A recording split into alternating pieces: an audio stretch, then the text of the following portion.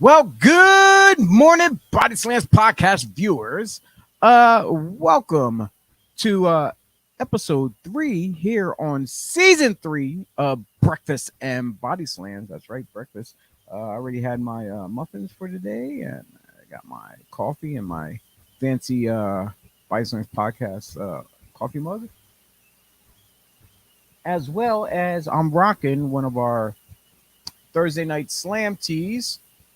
You just have to go on easily to cop any one of these, either the mug or a shirt or any other of our items that we have. Simply go to BodySlamsPodcast.com and click on our pod shop and take a look through and see what we got. We got some interesting stuff there. And like I said, we've been working on getting graphics made up for new possible tees and stuff. So you got to bear with us. You know, it's time to get the perfect designs up for our pro wrestling t-shirts for the podcast, of course. And please do not hesitate to like, share, comment, subscribe to all of our social medias.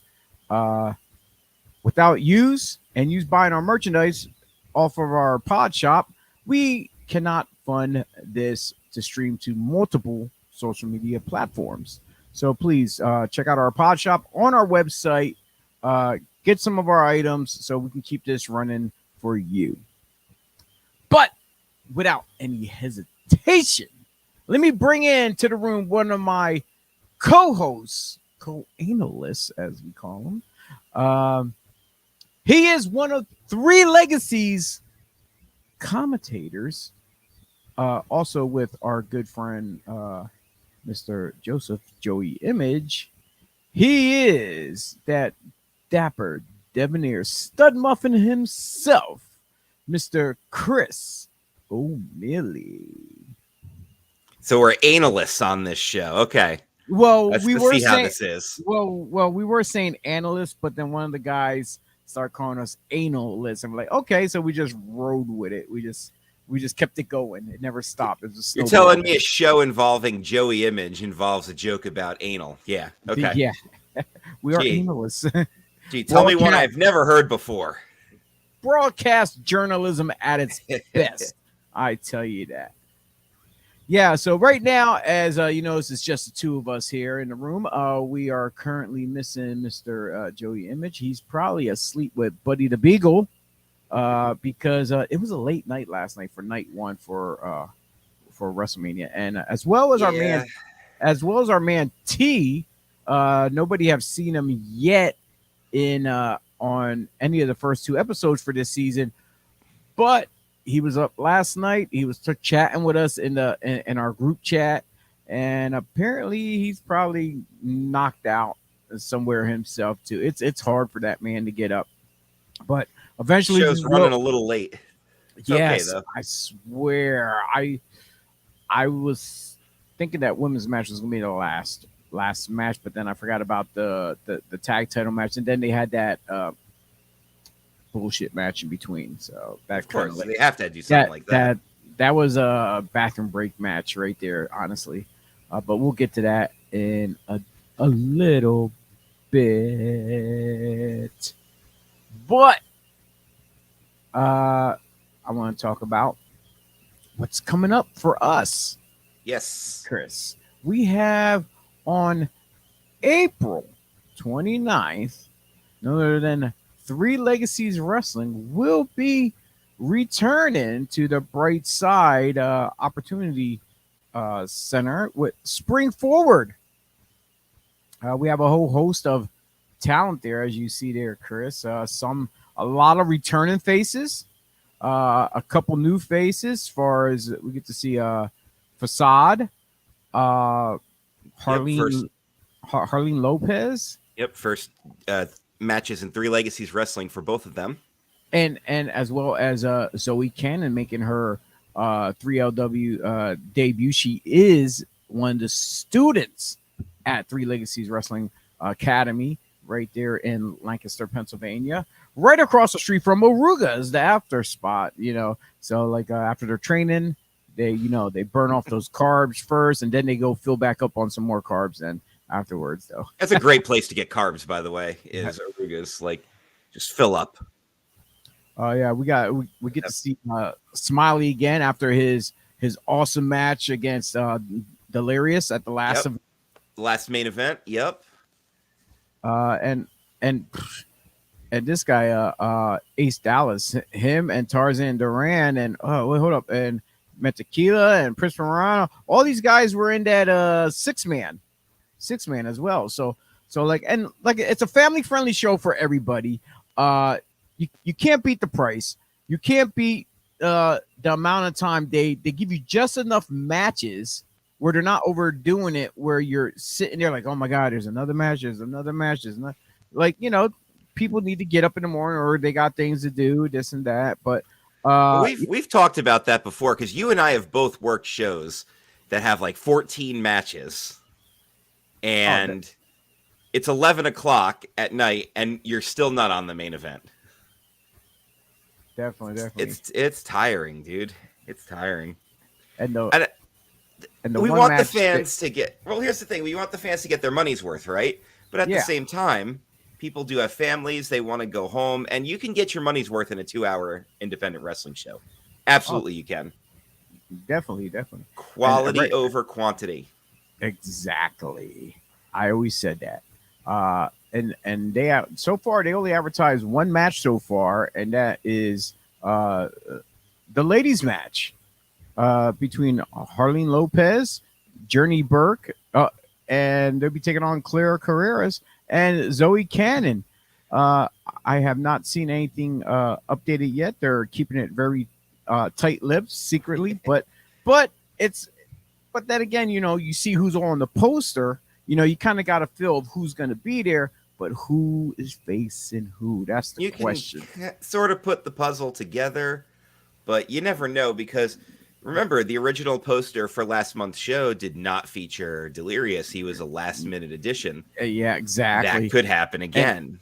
And who knows what the betting odds will be across the board of who's facing who, in what type of match, and what will be the outcome. I'm like, I know they don't got it at the Hollywood casinos right down the road in when you hit the turnpike and right down the road in the Morgantown exit, the Hollywood casinos.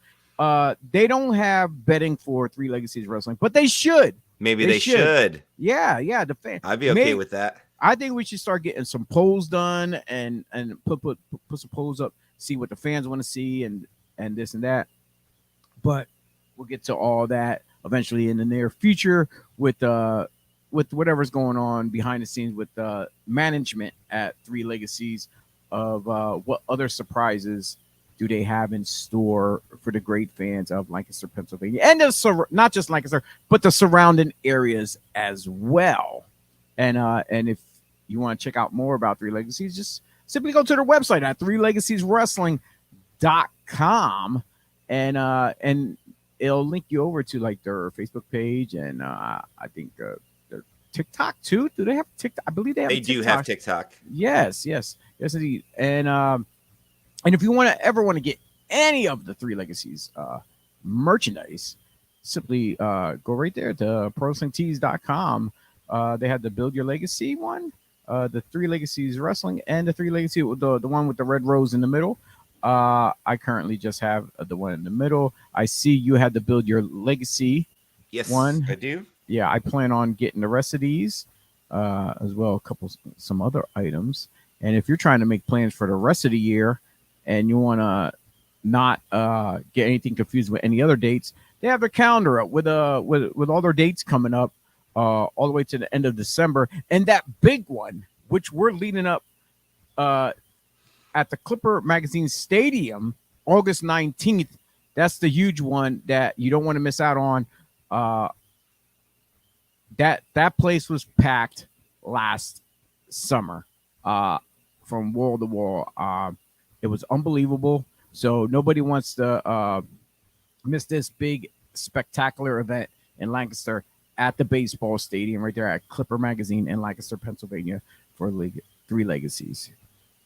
And if you want to be a part of it in the near future, and if you think you got what it takes, Chris, I don't. But they do. They might. I know you got what it takes, Chris. We're gonna get you in the ring. We're gonna get you training at the Three Legacies Wrestling Pro Wrestling Academy in Road today. That's right. I haven't taken a bump since 2009. Man. Well, I haven't. I can't remember when last time I took. I took a bump.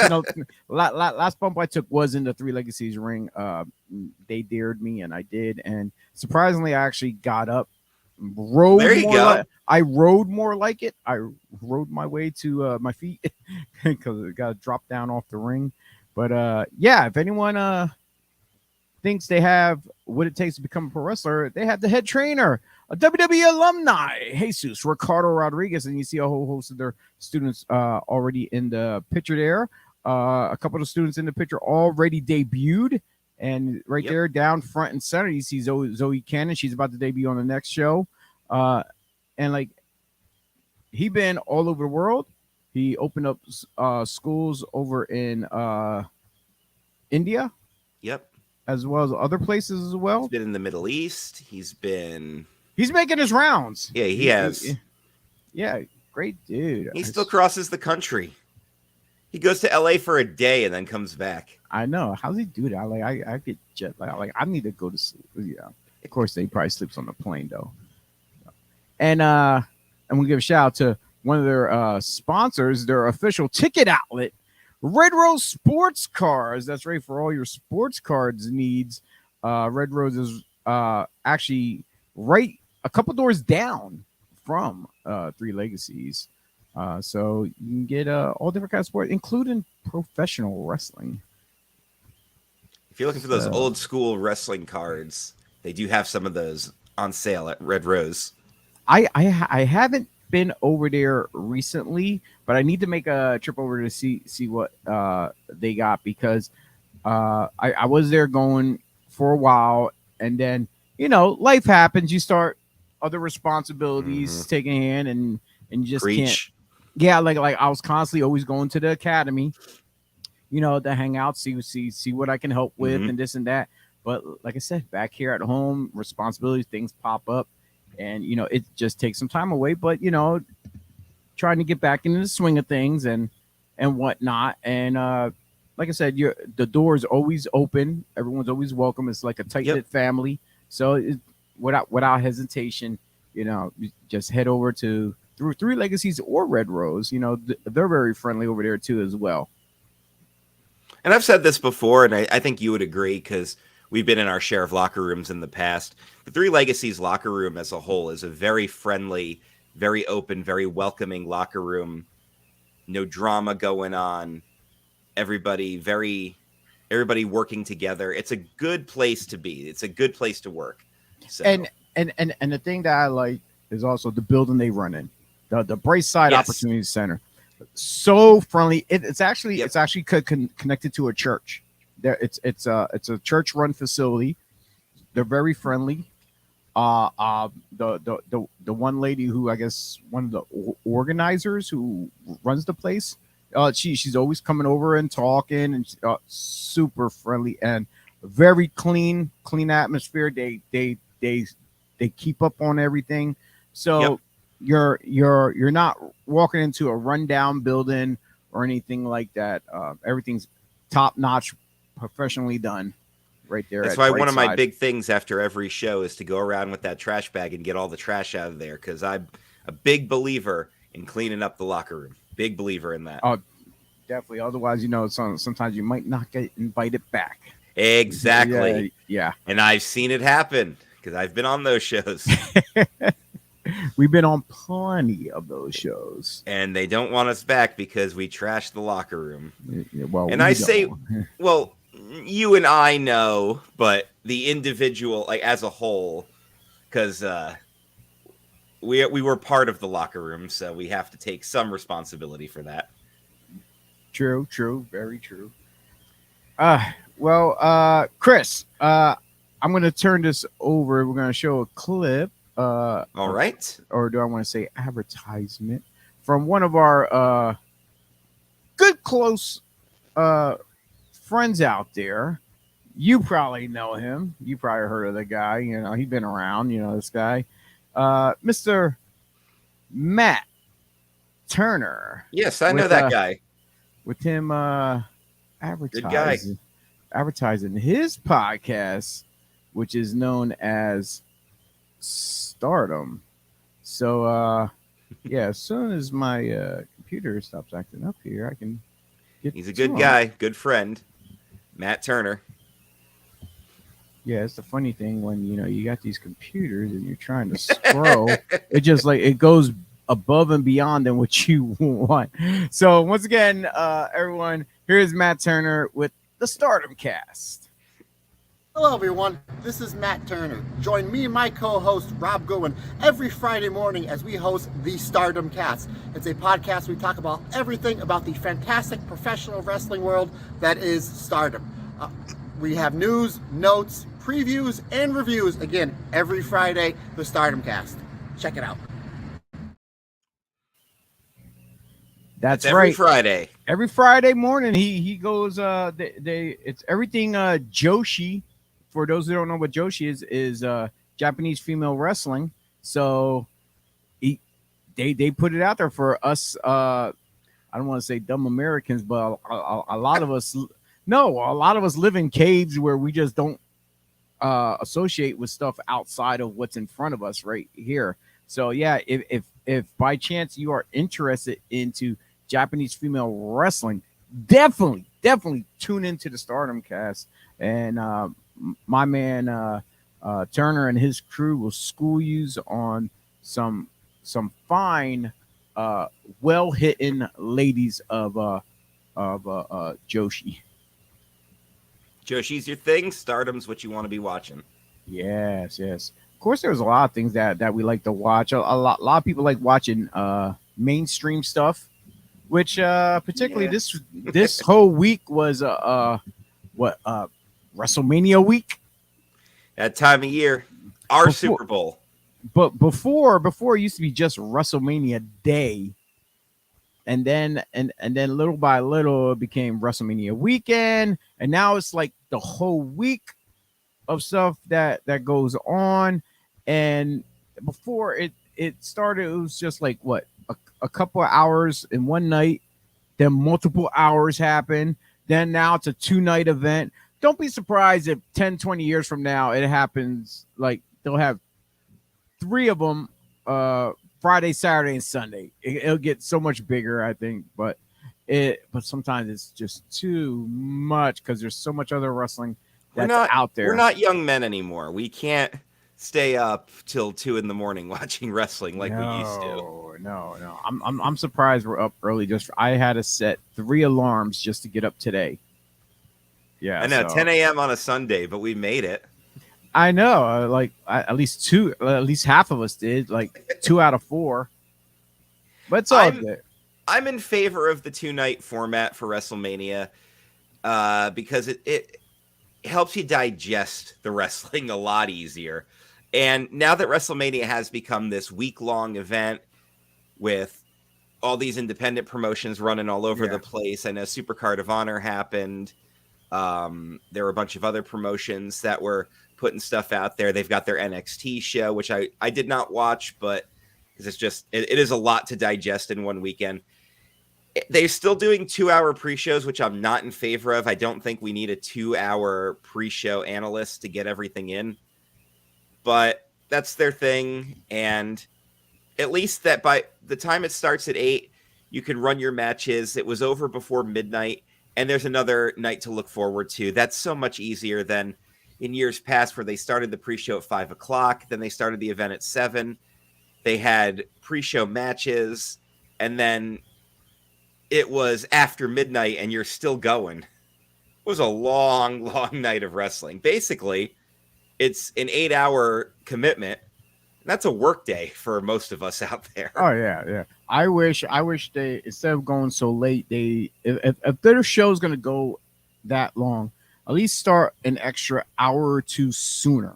Yes. Yeah. So if this starts if it would actually, instead of telling us, hey, it starts at 6 o'clock and your show actually don't start till 8, I like, all right, at least start at 7 or 6. instead of us sitting around watching this whole pre-show stuff, I know some people. No, I'm not trying, but then staying up late either. But yeah, but the weekend of fun started off at the Hall of Fame. Yes, and something cool that I've noticed they're doing now is they're making their Hall of Fames easier to digest. We don't have 10 inductees going in and they're taking forever on the speeches. Not that I've got anything against a long Hall of Fame speech, but because it's their time. It's their time to talk. Well, and if you know something, they made it easier for setup and stuff now. Instead of having a giant arena, I mean not arena, but a giant like a stage where they're everything's all formal and like they're starting to do it right after SmackDown. They did it last year, this year.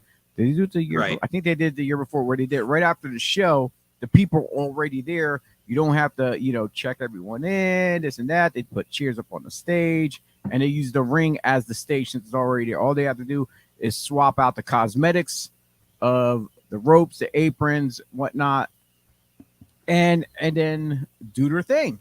So it definitely make it a lot easier than renting out a nice big hall or whatever that's for those kind of ceremonies. I do kind of miss the formal hall ceremony. I love it, but I understand where the time and money comes in. Yeah, absolutely. And I think that it is a pretty cool setup. The first year they did it, they had that jackass that interfered and ran in and tackled Bret Hart. So I was really nervous about the setup after that point, but thankfully that was a one and done. And then FTR did their thing on that guy. Oh yeah, Cash Wheeler's my hero for that one. Just pop the guy right in the face as he's walking out. I would have done the same thing. So, but I enjoyed the Hall of Fame this year. We had a nice rundown of people being inducted. I was happy to see Tim White getting the Warrior Award. Yes, I'm happy to see a referee in the Hall of Fame finally. If you remember this, when Ultimate Warrior gave his speech, he said he wanted there to be some kind of an award for the production people, the behind the scenes people, the people who make the show possible. And obviously he passed away 2 days after the Hall of Fame. It was a really quick turnaround. I remember that. So weird though. He goes in the Hall of Fame one night. Yep, he's on Mania. He's on Mania. He's on Raw. Gives that speech, and then he's gone the next day. Yes, I think he knew. I think he knew something was up. Like fate. It was like fate. It was like in God's hands, and it was like this was his homecoming when that happened. Yeah. He had to have known. He had to have. That still kind of bugs me out when I think about it. Just how quickly that everything happened. It just played as like all the cards were already dealt, and his hand was already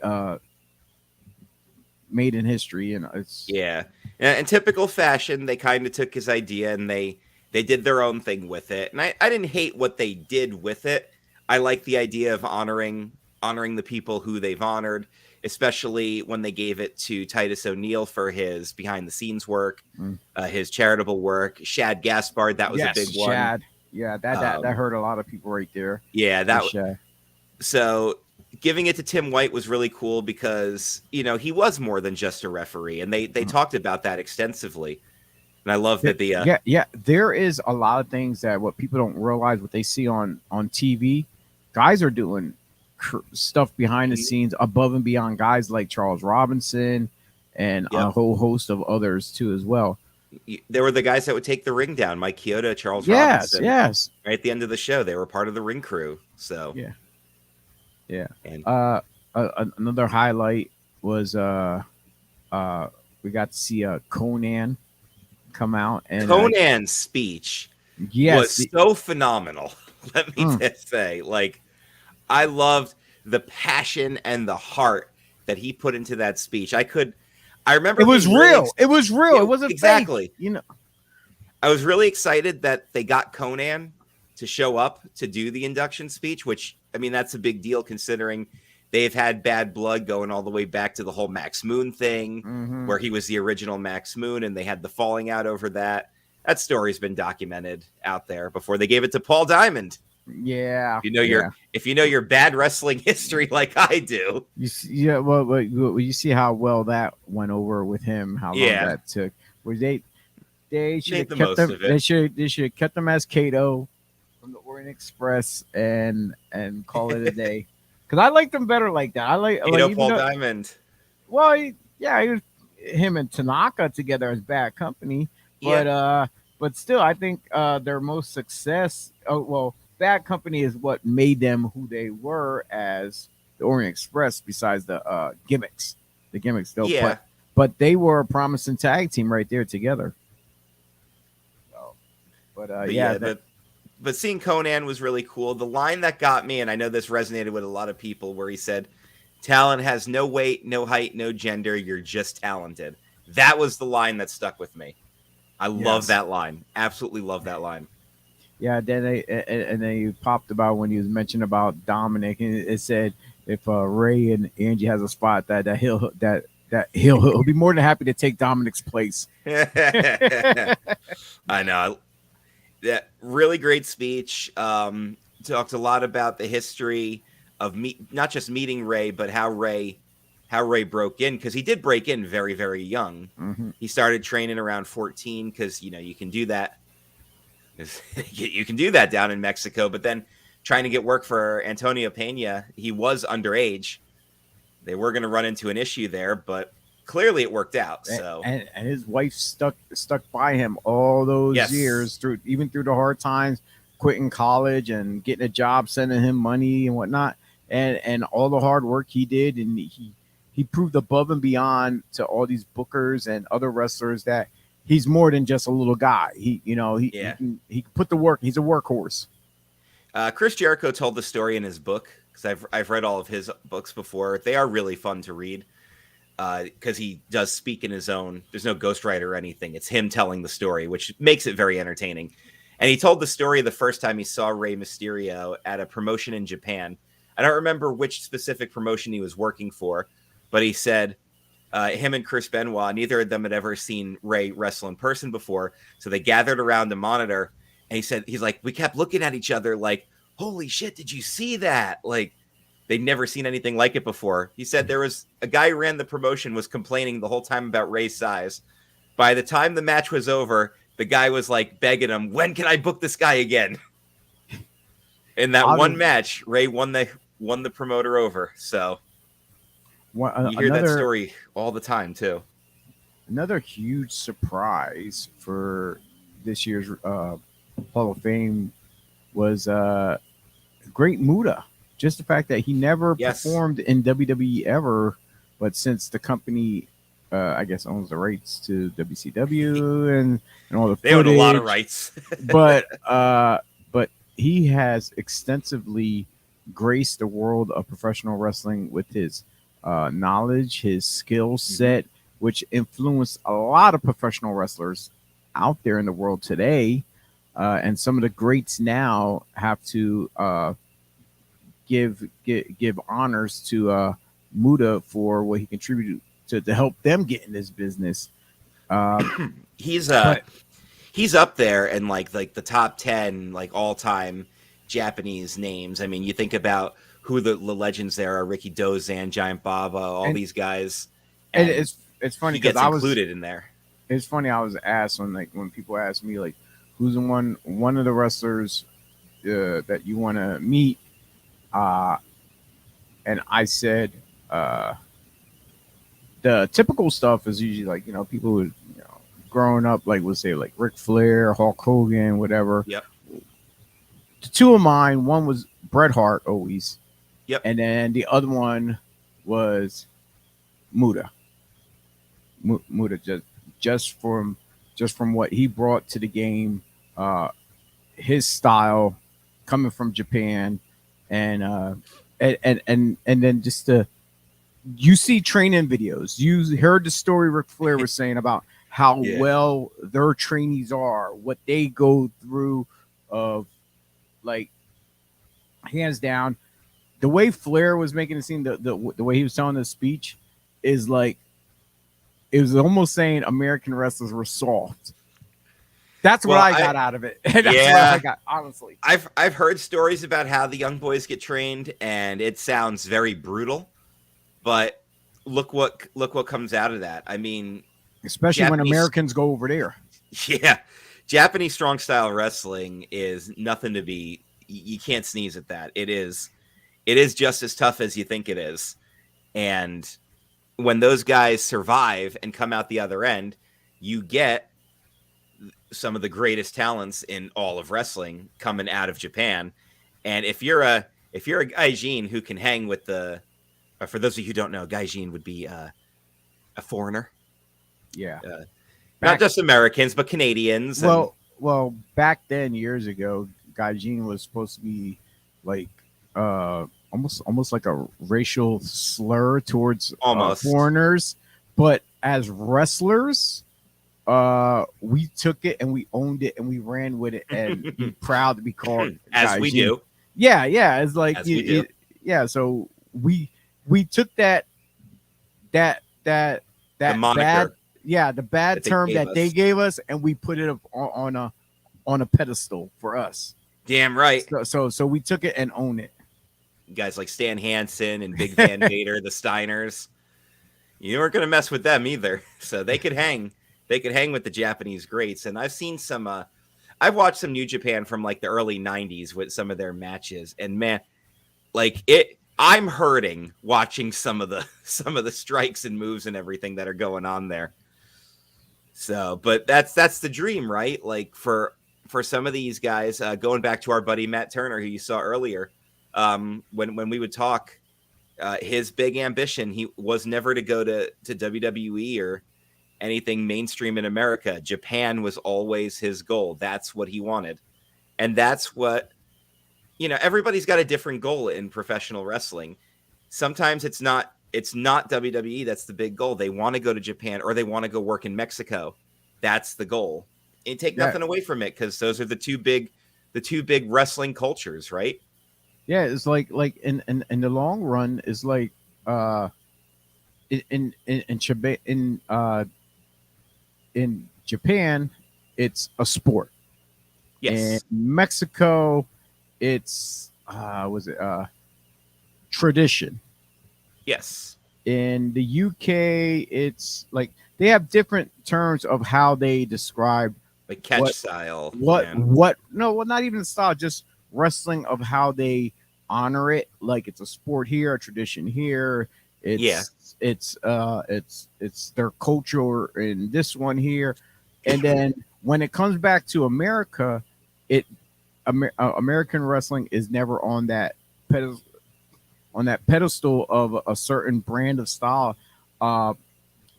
I would always see people look at American wrestling as a joke, because when you honestly, when you go and look through the independents across the US and you see some of the talent that's performing on these shows, and that's stretching it, me saying talent. No names given. A lot of them just don't look like guys you would go and pay to see. They look like the guy in the front row. As well as then when you watch them in the ring, their skill level, it's not there as well. So yeah, it's definitely a huge difference when you see the quality of when you can just let anybody walk in the door and say, "Hey, I want to be a wrestler," So that's one of the best things about working for Three Legacies Wrestling is we don't have anybody like that in our locker room. You don't let anybody quality just walk talent. In. Yeah, we have quality talent. Of all the matches that I have called, there hasn't been a bad one. I mean, they obviously go from different degrees of quality, but nothing's ever been bad. Yeah, just like martial arts, you got different degrees of. If Three Legacies gave out martial arts belts to wrestlers, we'll have our, our white, black, green, whatever, from down on up though. So yeah, it is definitely different levels of style that fans get to see. that's another thing too. You have to consider the what's the word I'm looking for? The length of time in the business that the talent has spent too has to be factored into the quality of their match. You get a green rookie who's only been doing this for a couple months, only had a handful of matches. You're going to grade that on a different level than somebody who is a 20-year veteran in the business. And that's another thing you can't take away. Now, for the fans, they might look at a rookie's match and be like, well, that wasn't as good as the other stuff I saw on the show. But from our point of view, they're gonna grade a rookie's match compared to a top everything else they're seeing. Yeah. So it's like, yeah. But for you and I, who recognize that this is only somebody who's had a handful of matches, we can look and be like, that was pretty good. We can see where there's room for improvement, but we know they're putting the work in there. We know they're busting their ass out there. We know that they're giving it their all, and you can't take anything away from them. For them, that was a good match. And that's another thing too, is guys have come up to me. They've probably come up to you and asked, how was it? Is there anything? Can you give me some feedback here? Yeah, and I noticed in this conversation we got a little bit off track. It went from one to the other thing. We were talking about the Hall of Fame, and now we're talking. Yeah. But one of the things where people who, I like what you're saying here, because it pretty much goes into the other two that was inducted to the Hall of Fame, Stacy Keibler and Andy Kaufman. Kaufman, yes. He came from the world of acting, but he appreciated everything what we done, the grace, the talent, the showmanship of it. And Keibler coming in, you've seen the pictures of her as a fan, wearing her NWO shirt and had the signs about Bret Hart and going in as a Nitro dancer, and then she put the work in, and now look at her, she's a Hall of Famer. Yep. So exactly. And anytime those names come up, whether it's the celebrity of the year or somebody who, the fans, because you're going to see it every time. They're going to be like, they're going to put Stacey in the Hall of Fame, but not Bull Nakano. Like, if we're going to get into the order of people getting in there, I could go down a list of names that should have been in before X amount of name. But at the same time, you can't just have every class be a class of high caliber main event talent, because then what happens when you run out of your historic high caliber main event talent? Then everybody will be complaining, oh, now they're just putting in mid-carders. Like, you gotta mix it up. And I think Stacey's deserving of being in the WWE Hall of Fame. Mainstream celebrity. She had a lot of impact in the role that she was given. In her role, she did it perfect. And if you're going to do a celebrity wing, and I say wing with quotation marks because there's no physical building, but you're going to have celebrities in there for their contributions, and Andy Kaufman is the obvious choice. So no complaints from me. I was happy with this year's class. Especially with his feud with Lawler. It's a great movie, by the way, Man on the Moon. Oh, yeah, definitely. And, Jim Carrey did his thing. Jim Carrey did his homework. Absolutely. Maybe I'll go watch that when we're done recording this. A little afternoon entertainment before Mania. I haven't seen it. I haven't seen it in a while, so. Yeah, I'm actually in the right now. I'm in the chat room with T right now. All right, T. And he's having a hard time getting into the StreamYard here. On my end, it already says he's a co-host. So I don't know what he's doing to try to get in, but he should be able to just jump right in just the same way you did. So I clicked a button. Yeah, I don't know if he's looking for a link or I don't know if he's looking for a link or something, because like I said, it already says he's a co-host, so he should be able to get in here easily. Yes. But also there were some other interesting things about that Hall of Fame. I don't know if you read about it. 3 former WWE wrestlers were in the house. Malachi Black, Buddy Murphy, and Andrade. But Andrade was on camera. But no, people, they're not getting back in the company. They were actually accompanying their significant others, Zelina Vega, which is with Malachi Black, Rhea Ripley, who is with Buddy Murphy, and the husband of Charlotte Flair, Andrade. So wrestling fans love to read into everything, though. I know it's like it is what it is. So like it's like as soon as they say like, oh my god, they're going back, like no, they're not, dude. It's like, hey, they either married or dating, and like the same thing happened when Britt Baker showed up at an event where Adam Cole was, and he was in when he was that was in NXT. That was in War Games. They got the shot of her after he did something off the top of the cage, and they got the shot of the concerned fan, and it happened to be Britt Baker, and she was very concerned because that was her husband that almost just died. So, yeah. And moving forward to WrestleMania Night 1. Talk about a long night, which but digestible. But digestible. We have to do it all over again tonight. Yes. Night 2.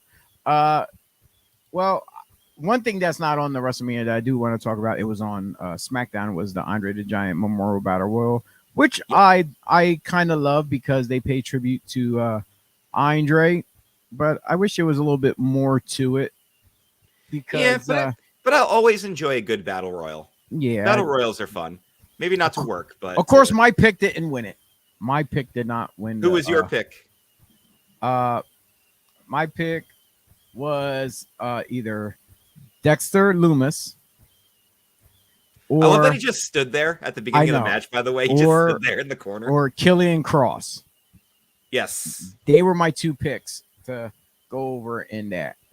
First it was Cross, but then I seen Lumis just standing there in the corner, and that's I'm like, well, maybe Dexter's gonna win. And nope, I was wrong about both.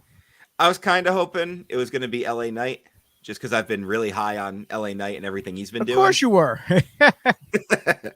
But I'm digging. I dig Bobby Lashley.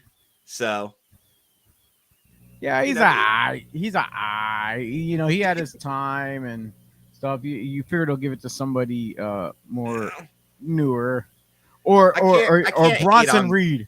Bronson Reed probably. Bronson Reed, yeah. Yeah, it would have been decent. That guy's got a win over Kazuchika Okada, by the way. So, and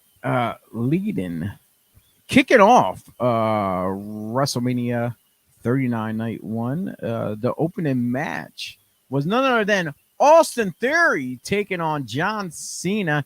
And hey, fans, Theory has beaten the GOAT to retain his U.S. title.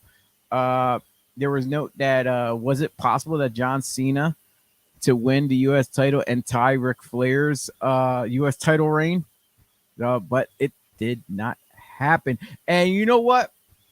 From our other seasons of Breakfast and BodySlams, I've been calling Theory the next John Cena 2 seasons ago when he was still in NXT. I've been saying this, and people are just like, okay. I'm like, dude, I'm telling you right now, he's young, he's athletic, good-looking kid. That there is he's one of McMahon's picks. You could tell. Yeah. You seen Cena when he came in. This kid was going to be the next John Cena, and he's on his way there right now. He just ain't got the jorts. Well, let's hope he keeps it that way. He doesn't need the jorts. But I like Austin Theory a lot. I think he's got a very bright future if he stays healthy. But you know what I'm surprised about? How quick the match was. I thought the match would go a little bit longer. I didn't realize it was going to be that quick, though. Yeah, but is John Cena really going to want to do 20-minute matches anymore at this point? He only works once a year at best, so no. And then again, when you think about it, he's Hollywood now. He comes back every once in a while. Yeah, does this thing. He put his time in, so now he's he's passing the torch. He's helping the younger guys, make their come up. Same way he did with Kevin Owens. Yep. Yeah, and that was phenomenal there between the whole Cena and Owens storyline. That was fantastic. Done. Yeah. And in that match with Owens being the vet though, out of the two, so it was perfectly done. But here at Theory, like I said, the next John Cena, but no, not the next John Cena. He is the next Austin Theory, which he already is. So exactly. The only thing about this match that got me was they brought out all those Make-A-Wish kids, and I'm like, are they really going to put them out there just to watch Cena lose? And that's exactly what happened. Yeah. So now they all can make a wish to see a Theory. There you go. Good match, good opener. I liked it. Definitely. Up next was a nice I had two teams to go over in this, and one of the teams actually did, and it was Street Profits defeating Alpha Academy, the Viking Raiders, and Strowman and Ricochet in a fatal 4-way tag match. I guess, was this for the #1 contendership? Was it? I think they just called it a showcase, so they were basically just there's implications there. Well, you guys won, so now obviously you got to be in the talk for the belts. So, oh yeah, this was a showcase. This was exactly what it needed to be. Showcase. Everybody got their stuff in. Everybody looked good. I thought it was fun. I thought it was funny as hell when Dawkins shoulder blocked Strowman when he tried to come around. I thought that was pretty funny too. That was great. Shout out to my friend Megan, who I was chatting with during this match. I couldn't think of the name of the team, so she just called them the Red Solo Cups. And then she said, "Oh, that guy, the big Solo Cup." She was meaning Dawkins because he's bigger than Ford. Yeah. And I'm like, these gentlemen have names, by the way. I've said this before, and I've been saying this for years now. Chad Gable, criminally underrated talent. I was just about, dude. We were on the same wavelength. Yeah. I was about to say, I said to myself, I think I said in the chat room too, that they needed Chad Gable needs to get serious again, like when he first started. Mm-hmm. Put the Intercontinental Championship on him, and I could see a Mr. Perfect style type of wrestler. And just let him have matches. Yeah, like Kurt Angle, like the Kurt Angle, Chris Benoit style, like hard, gritty, but then also that Mr. Perfect type. Hey, look, I'm gonna get this shit done type attitude. Gable kind of reminds me a bit of Kurt Hennig too, because I feel like he's the hand right now, right? Like, oh, we need somebody to go out there and make this guy look good. Pick Chad Gable because you're going to get a good match. Didn't he just have a match with Cody a few weeks ago? It was a showcase match to put Cody over, but they gave him the right guy because Chad Gable can go out there with anybody. Oh, I love Chad Gable. Like, even when he started out, what was the tag team? His first tag team was with Jason Jordan. I know. I can't remember the tag team name. It was Alpha something, right? It was Alpha something, I guess. But American Alpha. Yeah, like I said, he was great by far from even when he started out with that too. Though you could see it in his style of wrestling. So, but big ups to the Street Profits for picking up that victory. But I think Gable, fun match.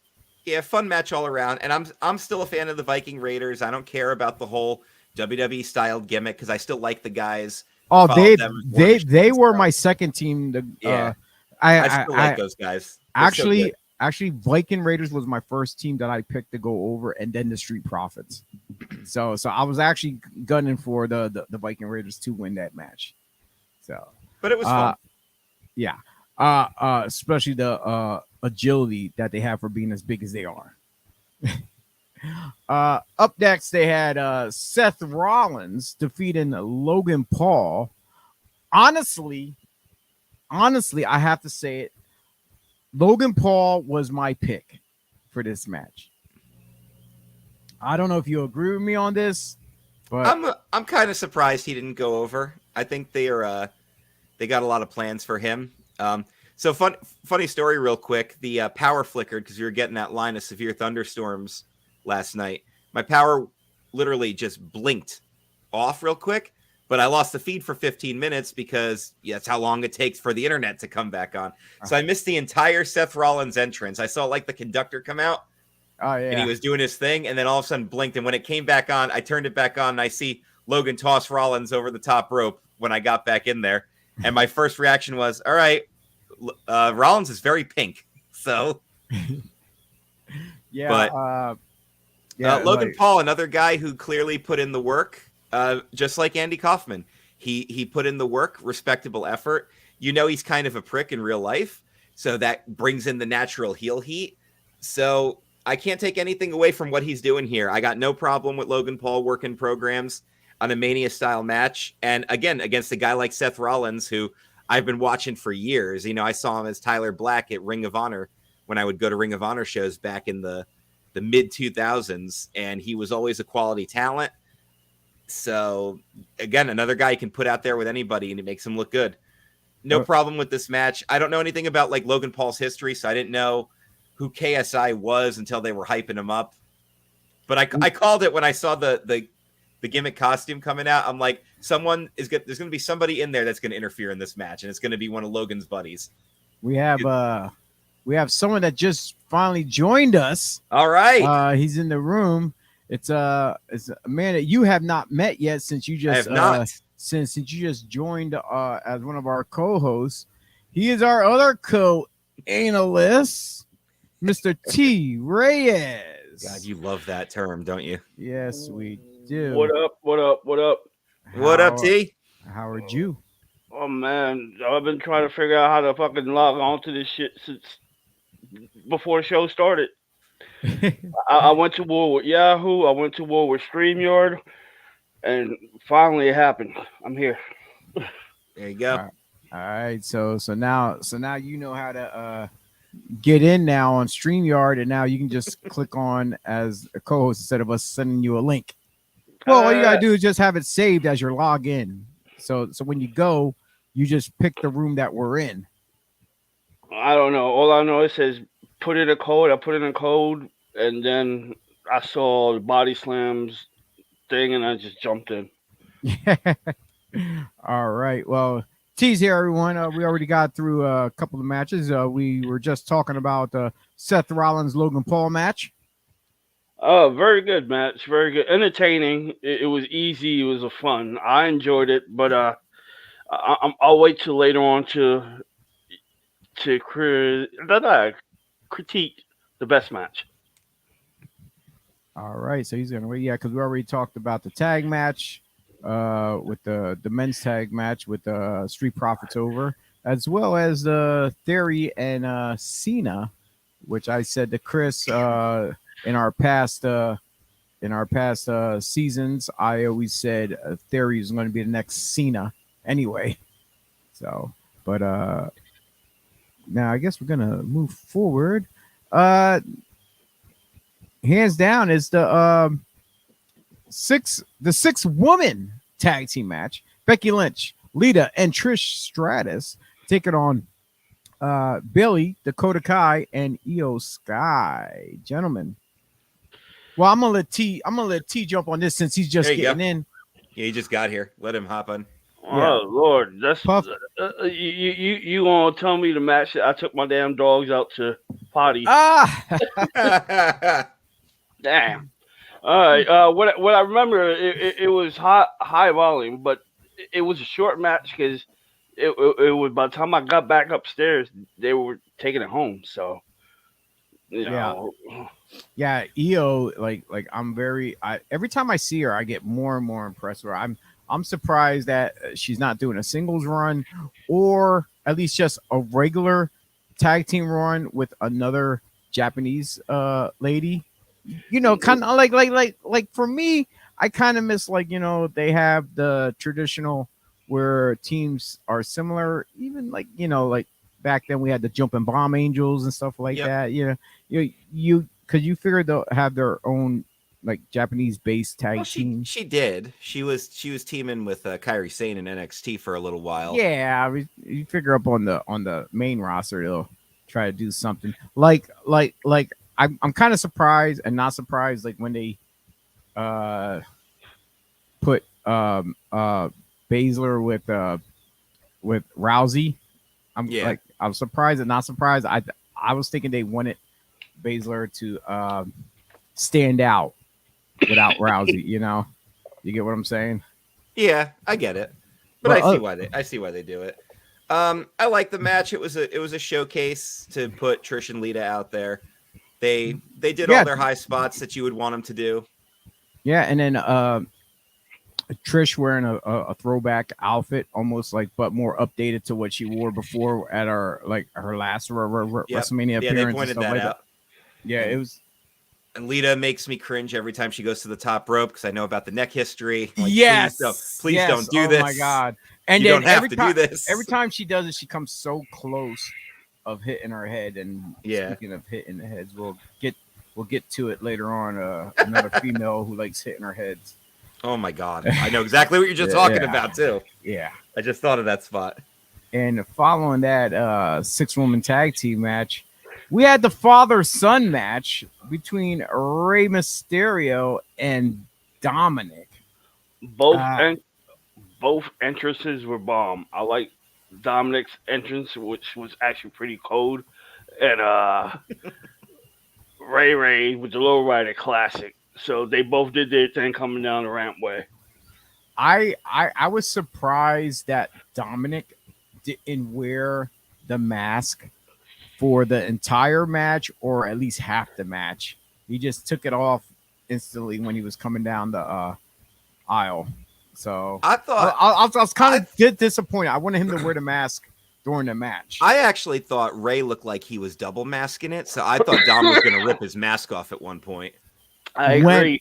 When I saw Ray's mask, I was leaning more towards, is this a tribute almost to Muda? Because the way it looked, kind of like shaped. I could see that. Yeah, it also looked like Judge Dredd type of like thickness and then low volume. So, but I thought the same thing, that Dom's going to get to that mask and Ray's going to have a different mask underneath because it was so bulky, you know what I mean? But I thought the same thing with you guys, that Dom should have kept the mask on at least to the face off in the beginning of the match, that they both collide and then he just takes his off. It would make sense that way. Could have like ripped it in half, like as a sign of disrespect or something. Something like that, you know. But not wear it, but at least symbolize something inside the match instead of just taking it off down the rampway. But hey, it worked. Now I'm gonna throw this out there, and you guys can disagree with me all you want and tell me I'm full of shit. I do that anyway. When stuff started to go off the chain with Judgment Day and then Legado del Fantasma, the whole group, when they all came out, LWO. Yeah, the LWO. There you go. Between them and the rest of Judgment Day, one of the things that I was hoping for was like Conan to make an appearance during this match. You know, that would have been pretty cool. I would have marked out for that. And here's the part where you tell me I'm full of shit. That Conan will swerve Ray and help Dominic win. Ooh. That would be my swerve. And WWE, if they would sign, like, I tweeted this, that I wish WWE would sign Conan full time to manage Dominic, and then somehow get him to team up with Logan Paul as the new Los Gringos Locos, like Eddie Guerrero and Art Bar, because that's who, like I said, Logan Paul reminds me of Art Bar. That's why. And then I went a little bit further, just to be stupid. I said Otis can play Madonna's boyfriend, which was Louis Spicoli of the group. So yeah, I went out on a limb there, and I said that it was. It's not the worst idea I've ever heard. No, I heard a lot worse, but just some of like it's like almost having like kind of a nostalgic feel to it, though, because you figure nostalgia. If he's bringing back the LWO, I'm like, shit, why not? So, like it was either the LWO or the Lucha Cools, and they come riding down on lawnmowers. Oh my God, I remember that.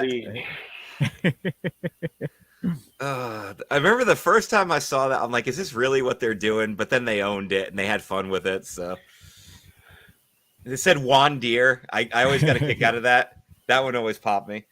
I like this match. And I definitely got to give it up to Dominic. I have to give it up to Dominic. Dominic's looking great. He grew from when he started to what he's doing now. It was good fitting that he worked his dad, because you figure of all the times of like Ray messing around with him in the ring and stuff, or even at home, and then time went on. I guess Dominic he probably could feel safe because he's in his dad's hands, and dad took care. Take like the storyline and everything out of it, and just think how cool that has to be for him that he just got to fight his dad, who just got inducted into the Hall of Fame at WrestleMania. Yeah. That has to be cool as hell. That's any father-son like dream type scenario that you get to beat up on your dad, wrestle your Hall of Fame dad at the grandest stage. It would have been sweeter if Ray would have had some type of title or something like that, but either way. Yeah. It's two things that father and sons always wish. One, son wish they could always beat up on their dad. and two, dad always want to beat up on their son and legally get away with it because he's older now and it's on live pay-per-view. So, they did the spot where he spanked him in the corner. I thought Ray was gonna lay into him a little bit more than what he did yesterday. Like, I like when he took off the belt. I was hoping like Mom would have a chancleta when he got to the corner. that would have been great. But the slap is justified. But the chancleta would have been pop. I know it would have. Yeah, I thought his sister would definitely get more involved besides him throwing the drink in her face and stuff. Yeah, wasn't she training too or something like that? I'm not sure. I did not not sure either. Yeah, but definitely awesome match. It was great to see. I'm glad. Like I said, I'm glad this went over as well as it did, because like I said, with Dominic's history when he started to what he is now, so it shows a lot of improvement. So big ups, Dom. Even though you didn't pick up the victory, the old man did, and it is what it is. No, Dom won. Dom won. He did his job, and everybody enjoyed it. Like, he became his own yesterday. Absolutely. And up next, we had the SmackDown Women's Championship as Charlotte Flair defended and was defeated by Rhea Ripley. This like when we mentioned earlier about face hitting the mat. Oh, we have Joey here. Joseph, you're alive. How's it going, Joe? He's just gonna stare at the camera. No, he's not gonna say anything. What are these people doing to me? This like 4-hour show or whatever. I have to go to sleep. These people are crazy. After the show didn't end till midnight. I mean, what the crap? I hope it doesn't go that long today. It's dude, 10 o'clock. I'm done. I don't care what happens after that. I'll watch it tomorrow sometime. There's no way I'm staying up that late again. I got people like I have work in the morning on Monday. These people are insane. I just got up. Can't do this anymore. It's 5 after 11. I just woke up 5 minutes ago. Jesus Christmas. I'm in my 40s now. I mean, I can't be doing this crap. 10 o'clock to me is late now. I'm going to be 46 in like a month and a half. Now 10 o'clock is late. Joey was my brain last night while watching the pay-per-view. Are these people insane? Of course they are. No, they were like, they're all looking at their clock, at their watches, like, it's only 7 o'clock. Yeah. I'm on the East Coast. It's 10 o'clock here, man. Imagine the people in the venue that've been there for like 8 hours. Yeah, that's crazy. Because they like you. That's why. Well, they did 6 hours, I guess, because the pre-show started at 6 p.m. here. Mm. So they did, and the whole event ended at midnight. So they did 6 hours. Although I don't know what happened. What was the first? I know you're already getting into it. What was the first hour of the pre-show? Do you know? Because Peacock said Nothing. Peacock said the pre-show Talking videos. Yeah. Yeah. So Peacock said the pre-show started at 6 p.m. The website said the pre-show started at 7 and the main show was at 8. But in the Peacock ad, it said 6.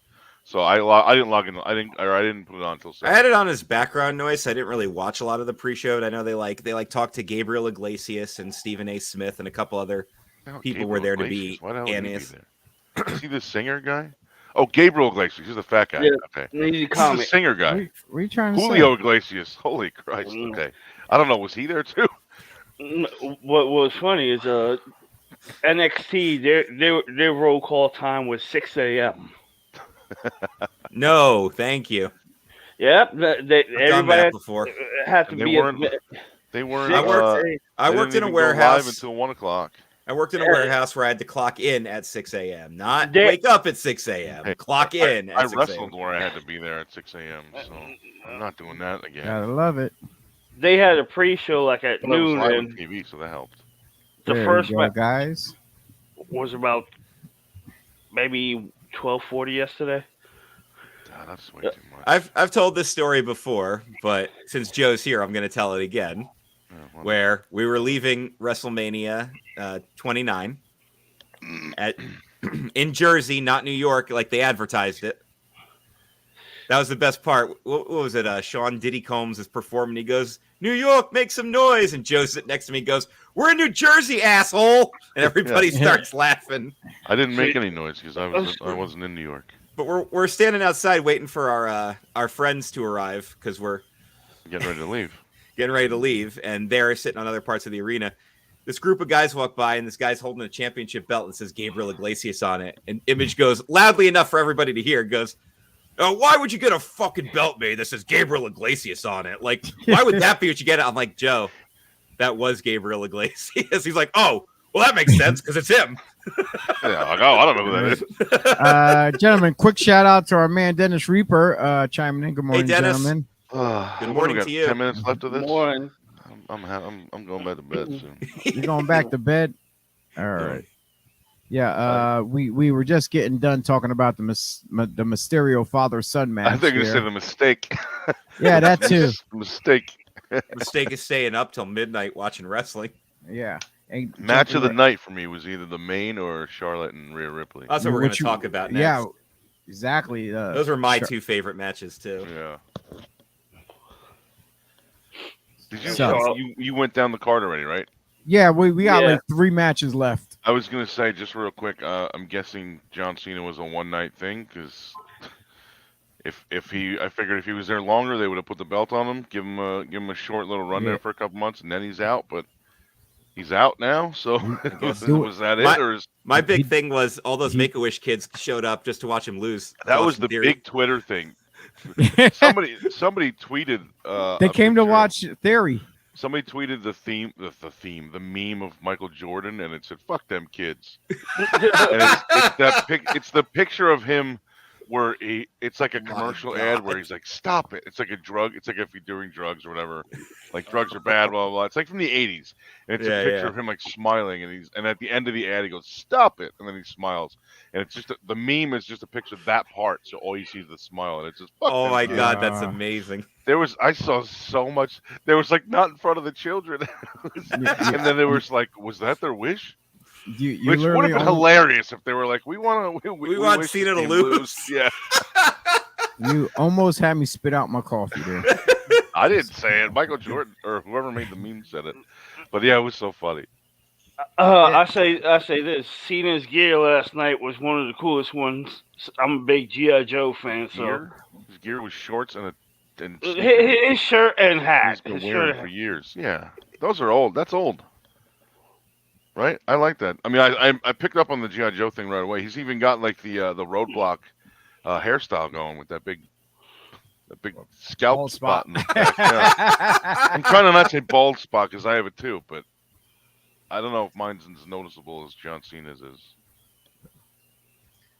So, ladies and gentlemen, if you're just tuning in now, we finally got the full cast of the BodySlams podcast. And now, these are the 4 members. So some of us been on all 3 seasons, some been on 2 seasons, and one of them just started this season. So, so everyone out there, if you have not checked out Chris O'Malley, he is the newest analyst. I bet you Joe did. checks me out all the time. I've checked out Chris O'Malley before. He's a wonderful kisser. Yeah. I mean, I didn't say that out loud, did I? Hey. He got some soft lips. Private. Got some soft lips. Only in private. So anyway, we're jumping on the Rhea and Charlotte match. Was a real barn that burner, was great. Fantastic match. Loved it. That match. They announced when Michael Cole said this is the first time it's all women in the ring, and Ref Jess was there, Ripley, Flair, and the ring announcer, and then. Did he not say this is the main event? I could have sworn he said that. Like I thought it was too. That's what I thought he said. I too. forgot. I thought the Usos thing was going to be tonight, but I guess no. I guess you get half Bloodline for Saturday, half Bloodline Sunday. Well, that makes sense. The thing that what got me, I thought that was the main event. Right, me too. And then next thing you know, with that shabazz that happened afterwards, but I want to talk more. I want to talk about. That's not a word. Whatever. Yes, it's a word. Whatever. I think you meant schmaz. Yeah, that too. Shabazz. That's a name. I'm just I'm whatever. Adding it to the Three Legacies dictionary. Like I'm just making shit up. I'm making shit up. Zabada. Yeah, that too. The Zabada. That's wrestling for you. Making shit up. Yeah, that's what you do on commentary. So, yo, man, seriously, Charlotte Flair. First and foremost, I want to talk about that German suplex off the top rope for one. Where she flipped backwards and landed on her face. Yeah, and then there was the other one where she flipped backwards and landed on the face from the floor. And they showed the close-up, and Michael Cole's like, look at the big spot on her nose from landed right on her face. Like, Jesus, why don't you just point it out, man? Come on. She feels bad about that already. Yo, this was, without a shadow of a doubt, one of the best female matches at WrestleMania ever. I swear to God. I feel like every time Charlotte Flair defends her title, she loses it. I feel like every time, like her first title defense, she always loses again. Wait, is this the first WrestleMania she lost in? Oh, I don't know. Well, she was in the triple threat with Becky and Ronda that Becky won. Oh, okay. I thought. Who did Becky beat? Yeah, that's actually I don't remember who Becky. That was a triple threat. Though. Yeah, but who did she beat? Didn't she? I don't remember. I don't know if she beat Flair or Ronda. I think she beat Ronda though, didn't she? I don't even know if I saw this. I don't remember it. So I think the first triple threat they did with Charlotte, Becky, and Sasha, Charlotte won that, right? If I'm not mistaken. Yeah. No, I don't remember, but shockingly none of us remember. So I honestly I can definitely go back and watch this one more time.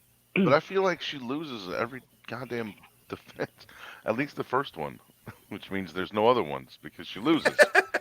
Like going into this when they introduced this match, I thought like, oh, she's obviously going to lose because she's defending her title, and then she lost. Well, it's the thing that I want to see them break. Like every Royal Rumble winner ends up winning the championship, whatever it is, a male or female. I want to see them break that tradition where the Royal Rumble winner doesn't win at all. They did. Oh no! I was going to say Cena did it, but he did it with Money in the Bank, or he didn't do it with Money in the Bank. Yeah, hands down. I want to see where the Rumble winners don't win though. That has happened before. Who? I thought it has Alberto. too. I don't remember who though. Right? Alberto Del Rio. Yeah, he lost to Edge. That was Edge's last match before he came back. I remember it was at Mania. Yeah, they were the opener. There's a couple people. Edge had to retire. Didn't he retire as champion, or he just won? Yeah, he retired the next night on Raw as champion. Yeah. Well, one thing I gotta say, big ups to Rhea. She deserved it. She busted her ass. I hope they keep it on Rhea Ripley for a long time. I know. I swear to God. I feel like it doesn't. I feel like it doesn't mean a lot because I don't know where I got this idea from, but again, I feel like Charlotte loses it every time she gets it, and she loses it like within a month or 2 months or something. Like, didn't she come back and beat?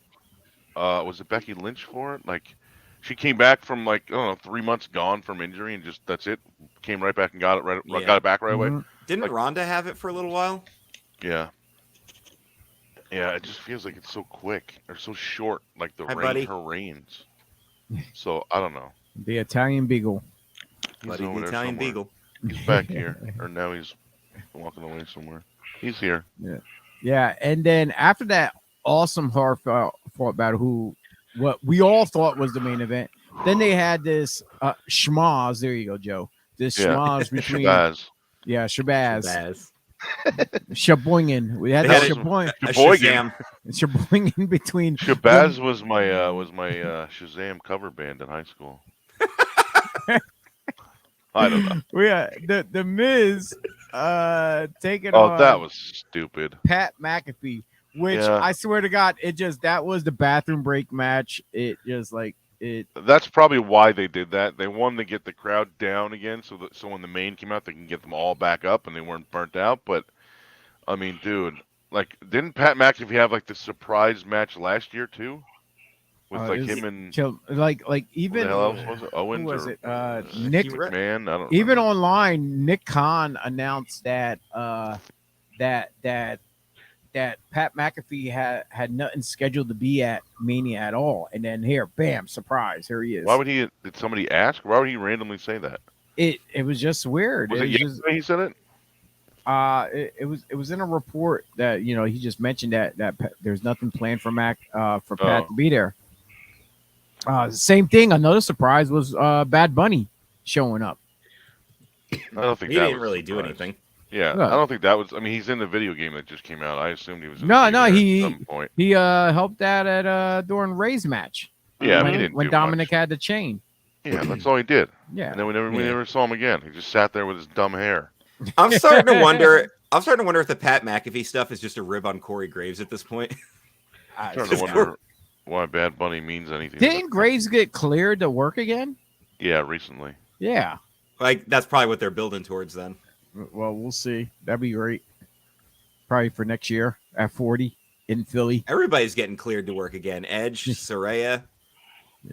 All these people who went out with hardcore neck injuries are suddenly getting cleared again. Yeah, so we're going to see Joey Image come back in a couple of years. Maybe that's my cue to return. Yeah, you got to get Dr. Youngblood from down in Texas. That's what they go to or used to go to. They go to Birmingham. Yeah, Birmingham, Alabama. No, because remember the main doctor that everyone would go through is like Dr. Youngblood. I think he was in Texas though or some shit. Is he still young? I doubt he's old blood now. He's not a young buck anymore. No, neither are they. No, they are in a different organization. You said young buck. I said, right. I said they're in a different organization. One of them is balding very fast. Yeah. Now on to our real main event. Not the Miz and McAfee. Kevin Owens and Sami Zayn defeated the Usos. That stupid Miz and McAfee thing was like just there to fill time, I think. Yes, I think so too. Because the tag main event ended. You're still talking about that? Because the tag main event ended like right at Mania. I mean, right at Mania. Yes, it did. I hope it ended. Right at midnight. It did end at Mania, actually. But it ended like right at midnight. I feel like McAfee Miz was there just to fill time. Yeah, you were right. I think that was just... It was just there to bring the crowd down. Basically, that's what I think. Yeah, I think Miz McAfee, nobody cared about it. They knew no one's going to give a shit about it. So let's bring the crowd down, get them like relaxed a little bit, get them kind of out of the huge high from the women's match. Let them piss. Yeah, let them fucking go bathroom break. Let them go have a fucking smoke a joint or whatever, jump off the roof or something. I don't know. And then when the main comes back on, I hope nobody did that. Already down. So when the main event comes out, let them fucking get back up again. God damn. So now you have this tag team match, which had me on the edge of my seat. I was like, holy shit, how many close calls can they get in this one match? Well, and this is something we've talked about before. Protect your finisher, right? Because when they kicked out, I can't remember what the Usos call it. I think it's called the day one, No, right? The 1D. One the and done. 1D. One and done. And nobody's kicked out of it. So when they kicked out of it, they were hyping the hell out of it. Mm-hmm. You know, protect your damn finisher. Mm-hmm. Stop letting everybody kick out of your finishers. I think everybody should kick out of the Usos doing that because they're not the Dudleys. They're not anywhere near the Dudleys. It's the Dudleys' finisher. Everyone should be kicking out of theirs, and no one should ever kick out of the Dudleys. Oh man, I think the only people that shouldn't kick out of the Usos version of that are the Dudleys. No. They should be like, "Holy crap, man! You guys do it a lot better than we did." And they do the honors. Yeah. But this was very emotional roller coaster for especially the fans that in LA who was longtime Kevin Owens and Zayn's fans who watched them from when they were Pro Wrestling Guerrilla over there when they started. Yeah, there was a bunch of PWG mentions last night. They talked about it at the press conference. Yeah. Michael Cole brought up mentioned El Generico, didn't just reference it. He actually mentioned the name El Generico. And someone said he retired. He said Michael Cole said El Generico would be proud of Sami Zayn's performance right now or something like that. And Corey Graves was like, I'm glad that guy retired. Yeah, I thought that I'm glad he retired to Mexico or something. Because that was Sami Zayn's deal. It was, he retired to Mexico to go work at an orphanage. Yeah, something like that. And man. Corey Graves kept it up too. That's hilarious. But man, I mean, if Vince McMahon was on the headset, would he have said like, "Hey Cole, mention PWG or mention El Generico"? No, he'd be like, "What's that, pal?" Yeah. El who? Wait, what? Generic. What? They got gorillas in pro wrestling? I don't own that company. Hold up, get my lawyers. We own them. Look at my mustache.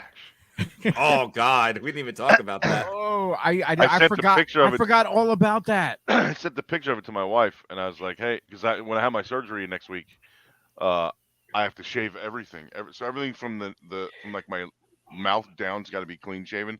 So the doctor's like, "You can leave the mustache if you want." So I sent a picture to my wife of the Vince McMahon thing. I'm like, "This is a little tiny thin mustache I'm gonna do." And she's like, "Please no." No, please do. You have to. Now. I don't want to do any. I don't want to do any of that. But I want to hear T's thoughts on this match because which means, by the way, very opinionated. Which means the podcast after that, I might have a surgical mask on, so you can't see anything. T. I'll wear yes, mask. I'm here. Yes. Your thoughts on this tag match?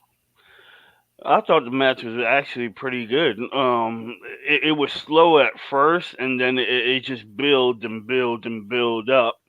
You know, the false finishes, Sami kicking out the 1D, the whole grabbing of the beard and bringing him up, screaming, "I told you, I loved you."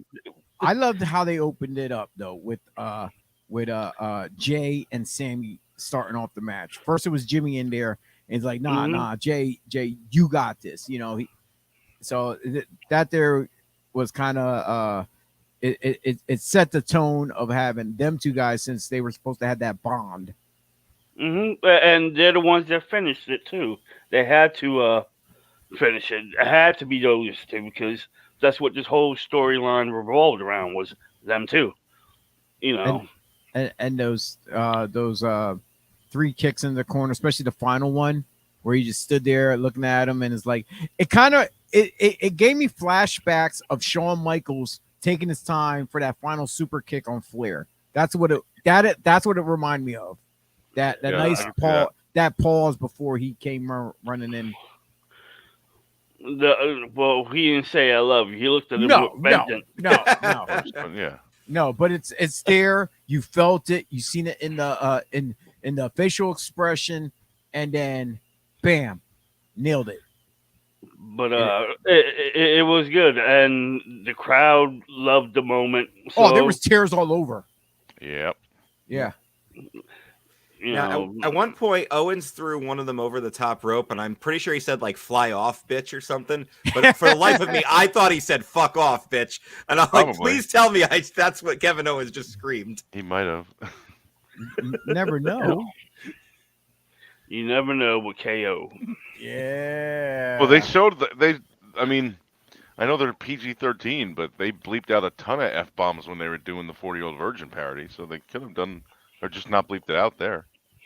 Yeah. True. And they aired that during the Mania show, so there was a bunch of F-bombs and a bunch of stuff. Joe, how many F-bombs have you dropped during matches? In the ring? Oh, God. More than I remember, probably. A lot of them were... I mean, I've gotten, like...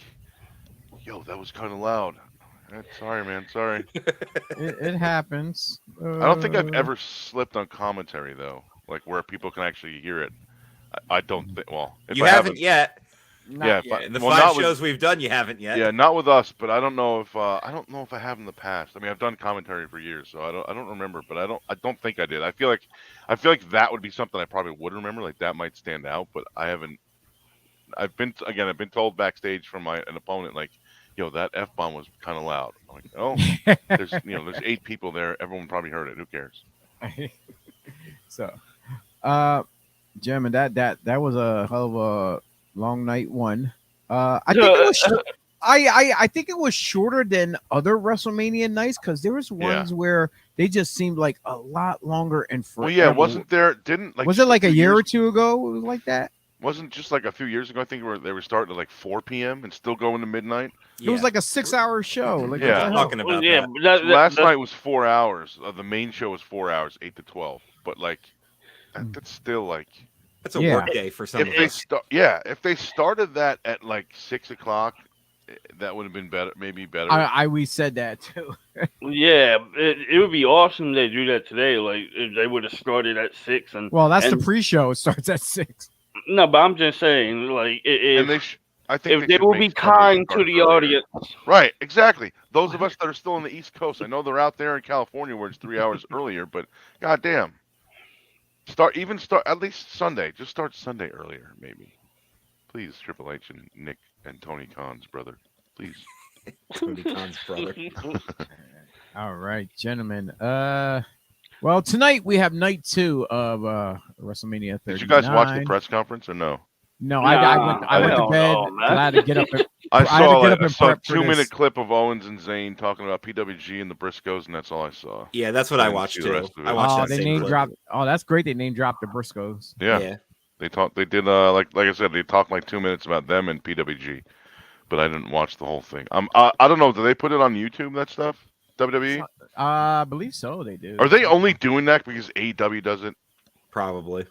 It's like they didn't really do that stuff too much before, and when they did, it was always a gimmick. Like the WrestleMania. We can't really do it on the indies because everybody wants to leave and go home. Honestly.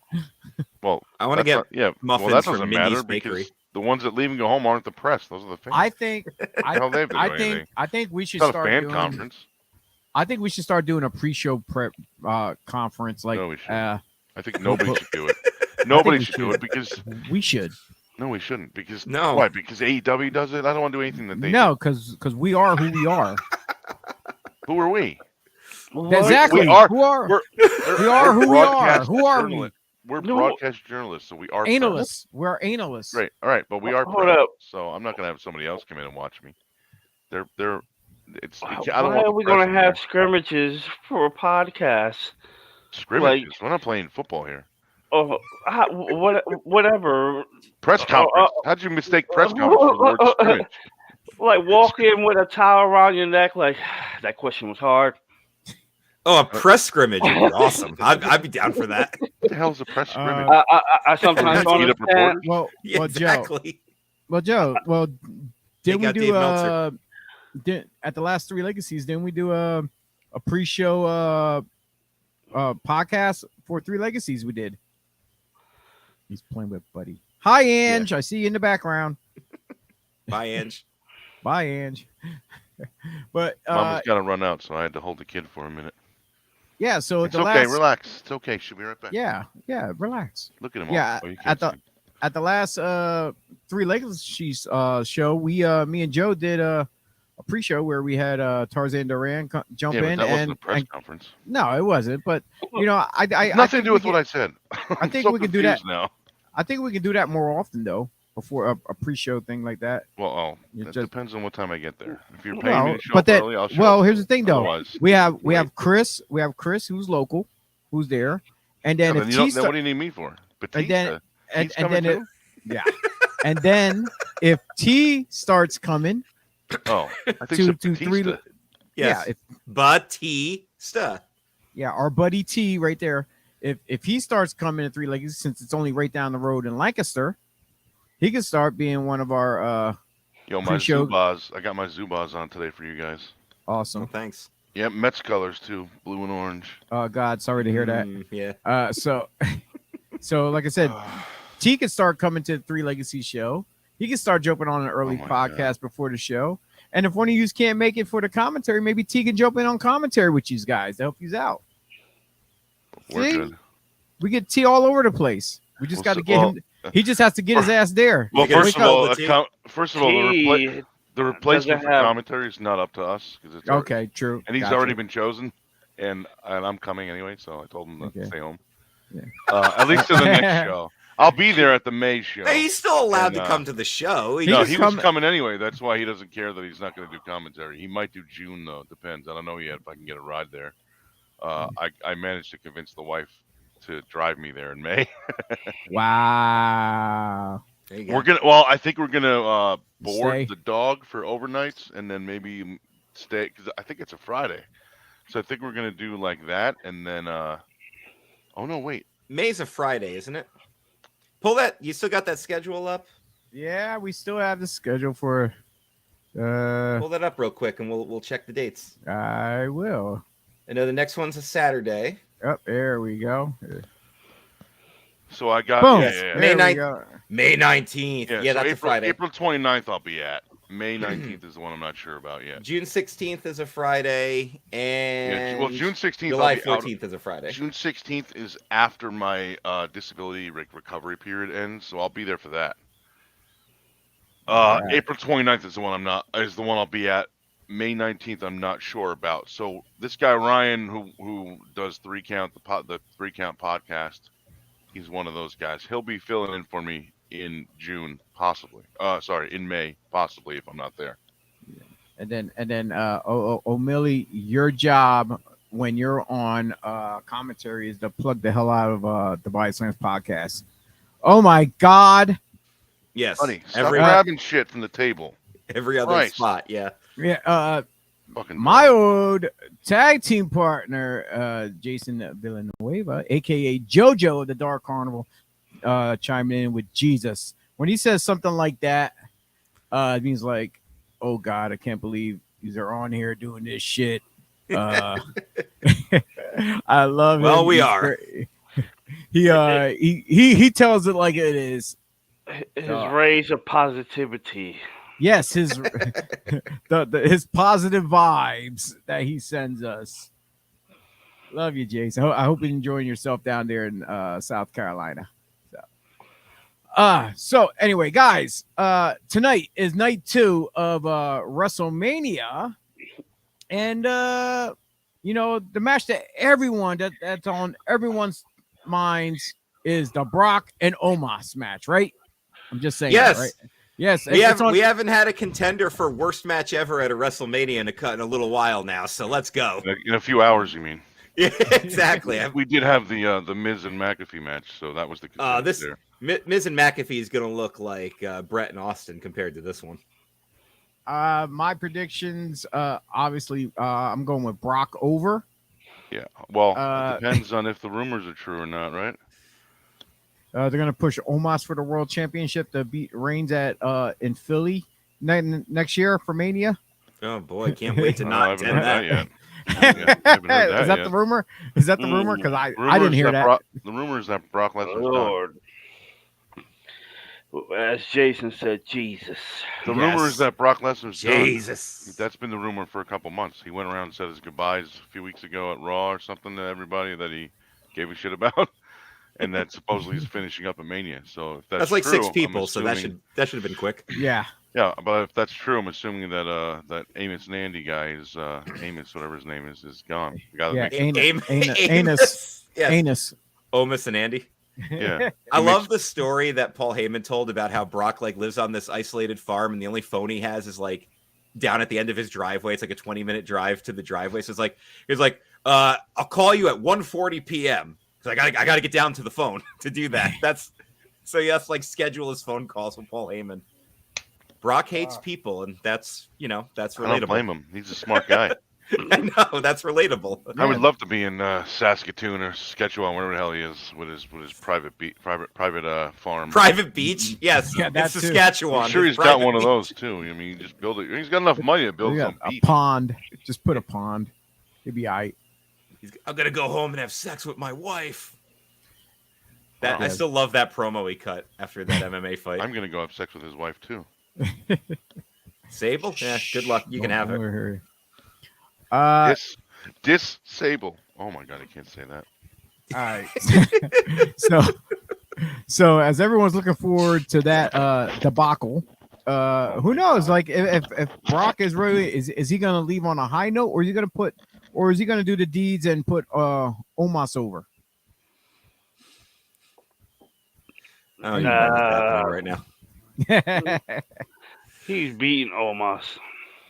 Yeah, hands down. I can't see him walking away. I can't see him walk. Yeah, exactly. Letting Omos beat him, and unless it's a high profile match, and this is not a high profile match. No. I'm watching you in VR.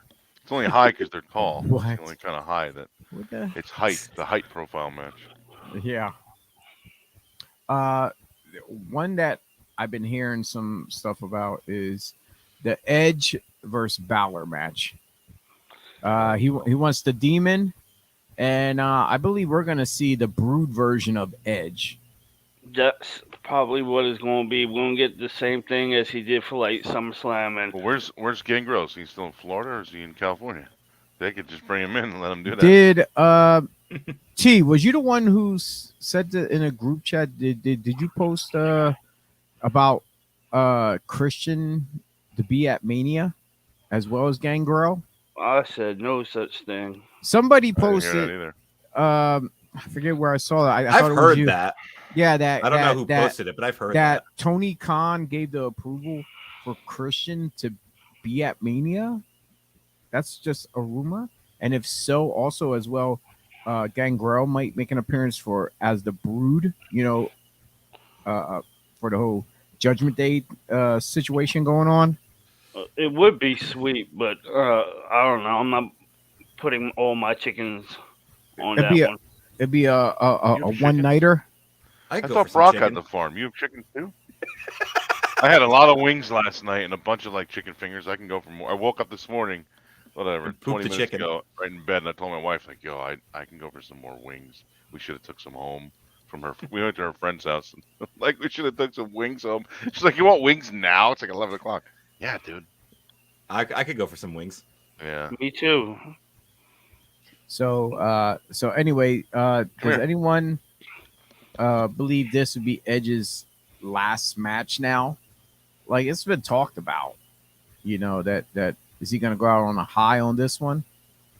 It seems like a lot of the guys. Well, I haven't heard that. That's another one I heard as well, because of having like the Brood Edge against the Balor Demon.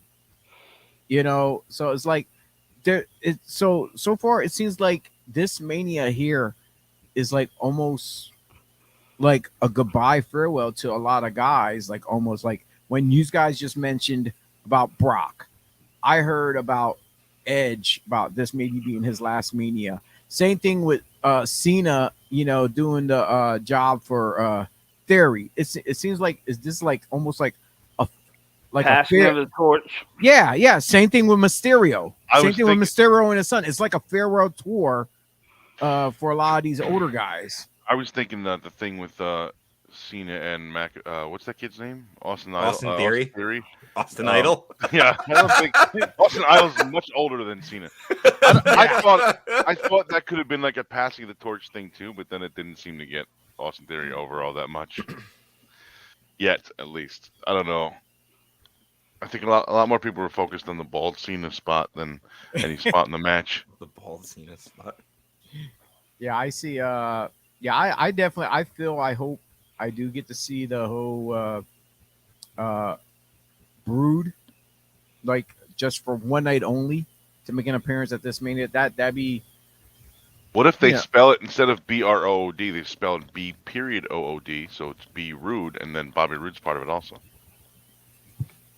Be rude. I'm all in favor for anything that Bobby Roode's involved in. Yeah, where is he? Is he injured? People, thank you for tuning in. Joe, and what was he? What show was he on? I think he was on Raw, right? Is he injured? He was teaming with Ziggler. Yeah, but is he injured now? I have no idea. What the hell happened to that guy? Jesus Christ! We don't watch that fake stuff. We're just trying to report the news. That's it. Can they hire James Storm finally again and put him and Bobby Roode back together? And then let him go. Beer money. What would beer money be in PG WWE? Soda cash. Alcohol currency. Oh. Okay. All right. And moving along, the Intercontinental Championship will be on the line if Gunther defends against Drew McIntyre and Sheamus. Hands Very down, European triple threat. Yes. Hands down, my pick is Gunther to go over in this match. Okay. I feel that Drew had his time with being champion. This way. Hi, buddy. Hey, buddy. Italian Beagle. This way. Kid, the screen's that way. I feel Drew had his time being champion. Sheamus definitely had his time. And this is for the build up for Gunther to go on to bigger and better things then. I'd like to see him and I don't know. I'd like to see him and Cody maybe next year at Mania for the title after Cody wins it tomorrow or today, whatever the hell day it is. Are we all going to Philadelphia for Mania next year? Because it's only an hour and a half for me. I would love to. I didn't go the last time they were at the Meadowlands, which is 15 minutes from me. So why would I drive an hour and a half? But we'll see. Well, because it's number 40, it's a milestone. So I guess. Yeah. And then you have to check your bank account. 10, 20, and 30 were all really good Manias. So, there's no reason to think 40 won't be. My only problem is that my ticket contact no longer works for WWE. So I don't know what I'm going to do now. I have to pay money. Else. Nah, I don't like doing that part. Start saving. You better start selling your feet pics. Okay. Like I was saying, I think Gunther is a prime contender to take Honky Tonk Man's title reign. You think so? Really? Yeah. And it's been thrown around a lot, and the dude is believable. He has held championships for over 500 days. So yeah. He's one of the best actual wrestlers there is. Sheamus never have won the Intercontinental Championship. So if he walks out tomorrow or today, with the belt, I wouldn't be surprised either. I can see him keeping the title. Yeah, absolutely. But I mentioned to Chris earlier that I also see Chad Gable. If they would break him away from do something with him for Christ's sake. Yeah. Well, if they would make him into a more serious wrestler, and then make him almost like I could see Gunther holding on to the IC belt until next Mania, and then have him work Gable. No. Gable take the Intercontinental Championship. Well, how can Gunther hold on to the Intercontinental title until next year, and then they have him, but yet Gable has the championship? So good. I just pulled up a stat list for the IC title. Gunther's just shy of 300 days consecutively as champion. The next milestone he has to break is Savage at 414, and then Honky's at 454. Yeah, so he's still got a while to go. Yeah, a whole year. Over a whole year. No, he doesn't. If he's at 300 and wait, he's at what? Okay, so at least half the year. 154 days. 154 a lot more than days that in a year. Yeah, 1 year. At least, my bad. I wasn't So he is on track to get there. Yeah, but like I said, I could see Gable becoming a serious wrestler and going up against Gunther and taking the title for the IC belt. Definitely, that's just one way to make Gable. Yeah, after definitely. Gunther breaks the record. He's got the record. He's holding it, and then Gable's the one that takes him down. There you go. Mm-hmm. Is Exactly. Otis a model now? Because he was doing this stupid shush crap yesterday. He didn't do the model stuff at Mania. That's what I mean. Like they showed him at or they showed whatever commercial it was. Maximum Mill models type. He was doing this stupid thing with the shush shirt on, and I think they showed it on Friday where he was still doing that. But yet I thought he was already in the model thing. He was like Otis or some garbage. That's the stupidest thing ever. Otis. Yeah, so, that guy's. I don't know if it's the way he's booked or this just. Him, I like Otis. Sucks. Honestly, I do like Otis. He's terrible. It's just it's just the way he's being booked. That's I could gain 400 pounds and do what he's doing better than him. Prove it. Yeah. No, I'm good. Other than I just proved it for 15 years.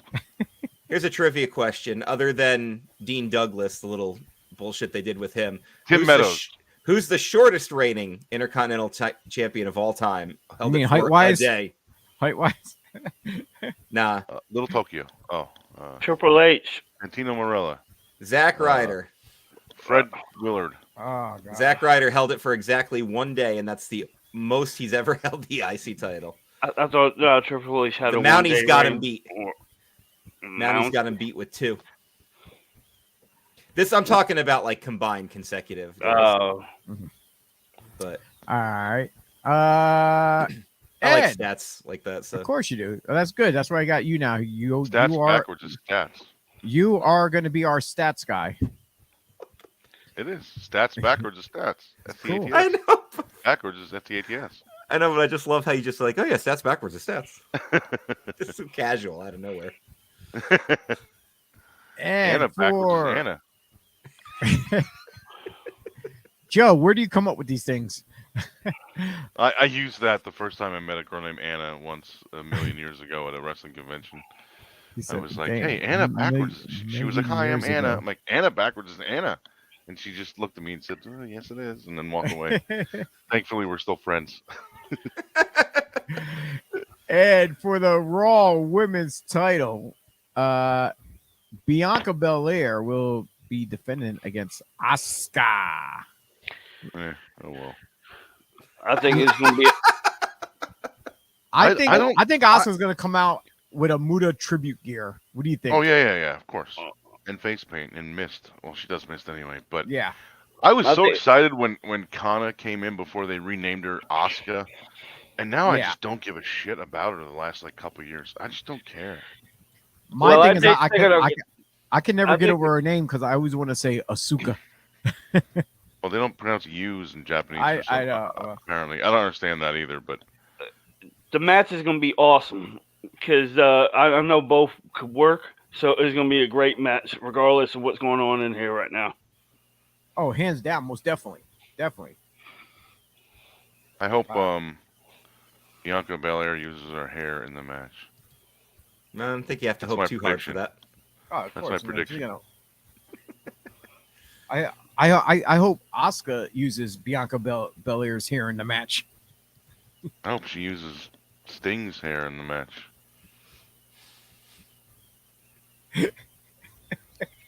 I don't know, man. I want a chicken wing and a brownie. Okay. And I've got 5 brownies in the fridge I took last night from our I bet probably good brownies too. I bet.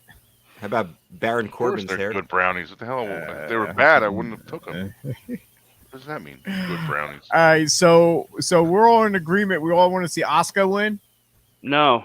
What? What do you mean? Damn you! Nobody said that. Come on, work with me, guys. Because I'm working here on a short rope here. I think Muta himself should do a run-in, and I think he should just come out with Bianca Belair's hair out, strangle her with it, and then let Asuka just cover her for the pin. Muta's there. I mean, we know he's there. We just saw him Friday. I think he should escort her to the ring. Muda's an escort now? Jesus Christ. Yes. Really that low yes. on cash? Yes. He's a male escort. How much yeah. per hour is man. I would, Yeah. I would male love to. escort. Isn't I want to that see that guy, Joey that's the guy Image that carries booking. the bag of letters around? The That escort? too. Escorts yeah. the mail from house to house? Sure. We'll go with that. Jesus, we got one of those. You got a guy named Herman. He drops off our mail right in the mailbox. It's beautiful. Puts it right in my box. It's wonderful. Takes the envelope out of his sack. Puts it in my box. I love it. Oh, way too early for Joey. He liked it too. Yeah. Relax, bud. He's screaming over there. And actually, if I unmute the vitamins, if I unmute the vitamins, unmute the vitamins. Is that what I said? The hell? I meant to say if I unzoom the camera, you might be able to see Bud. Unmute the vitamins. Oh my God! That's what I said. Yes, you said vitamins. I also said unmute when I meant zoom. Yeah, I guess you can't. I forgot the background blur is on right now, so you can't see it. The background. He wants to unmute vitamins, and he's trying to, and he has. I was trying to get the dog on camera, like visible, but I forgot that the background blur is on. This is what happens even if he was in frame. This is what happens when we stay up and watch long ass manias. We wake up all discombobulated and mispronouncing words. Did you guys all watch it at like your homes yesterday? Or did you guys? I watched it at home. I definitely watched it at home. Yeah. Yeah, so I could go to bed right when it was done. T was already in bed watching it. Too old for this shit. I don't know. I'm probably the youngest out of you guys, and I'm still. Yeah, you are. You are. I went to a friend's house to watch it, as we do for most pay-per-views these days. But luckily, they're only a mile away from our house, so it was great. He's lucky he went. I was in bed by 20 after 12. I don't know what you're talking about. If they were garbage brown, yeah, they're good. If they were crap, I wouldn't have. Right after we moved to Lancaster, I actually had Joe and Angie over. We watched a WrestleMania together with a couple friends. And shout out to our friend Jan Batista, who didn't say a word the entire time and just laughed the whole time. Just laughed at everything we talked about. I didn't say anything funny. Just laughed the whole night. It was hilarious. Get down from there. No, we were watching the ladder match with Dean Ambrose in it, and I remember you're like, he does a spot through a table. And you're sitting there goes, DJ Hyde's probably laughing right now. I used to pay him $10 to do that shit. And all of a sudden, fucking Batista's on my shoulder, like, because he can't keep his head up because he's laughing so hard. Like, wasn't that funny? I mean, it was funny, but it wasn't that funny. I think when that's you think about it. I love that guy. Thing is, if you know what he's talking talking about. DJ Hyde shows with Moxley going through tables for $10. Yes, I probably. Yeah. Now he makes like $3 million a year to just bleed in matches he's not even in sometimes. Now he bleeds on house shows. Yeah. Well, that's because he doesn't want to be on them. And gentlemen, on a final note, the main event, Cody Rhodes, Royal Rumble winner. Yeah. I'm sad I'm gonna miss this. Yeah, you'll be asleep. Yeah. Going up against the unified champion Roman Reigns. What I said earlier. This is where I'm going to call it, where the Royal Rumble winner does not win against the champion. I'm saying Roman Reigns over on Cody Rhodes here. People can hate me all they want. No, I think you're right, and I think Cody maybe wins it at SummerSlam. I don't see him winning. Not until...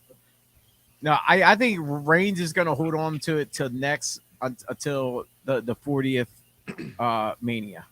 I think I could make a better prediction once the show starts, and I kind of see what they're doing with the promos with Roman and Heyman following the Usos' loss.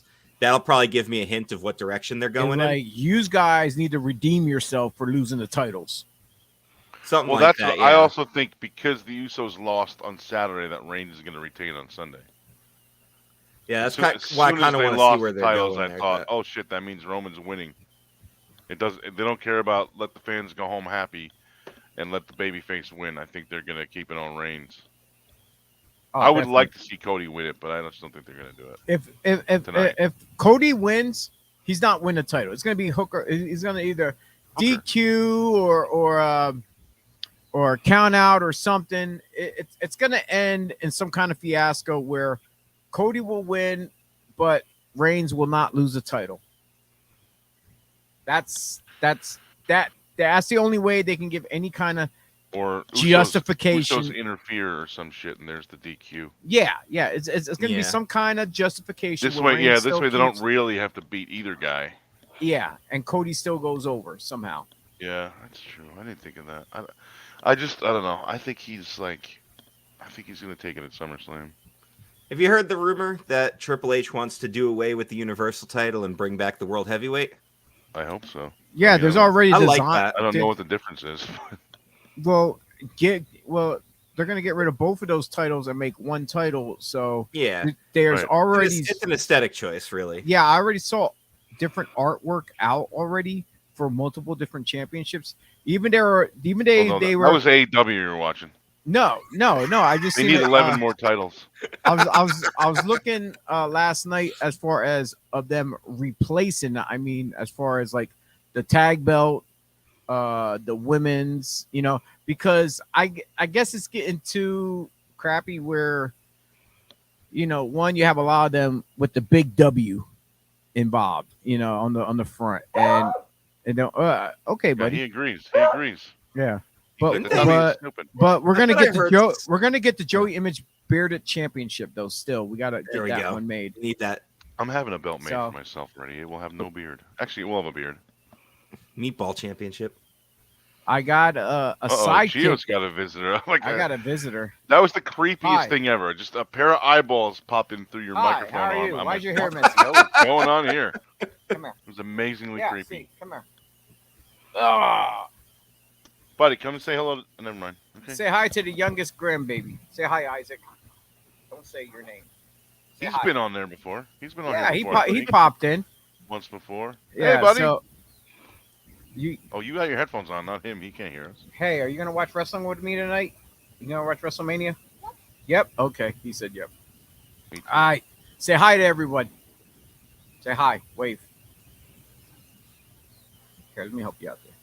All right. So, so anyway, like I said, I guess we pretty much can be in agreement.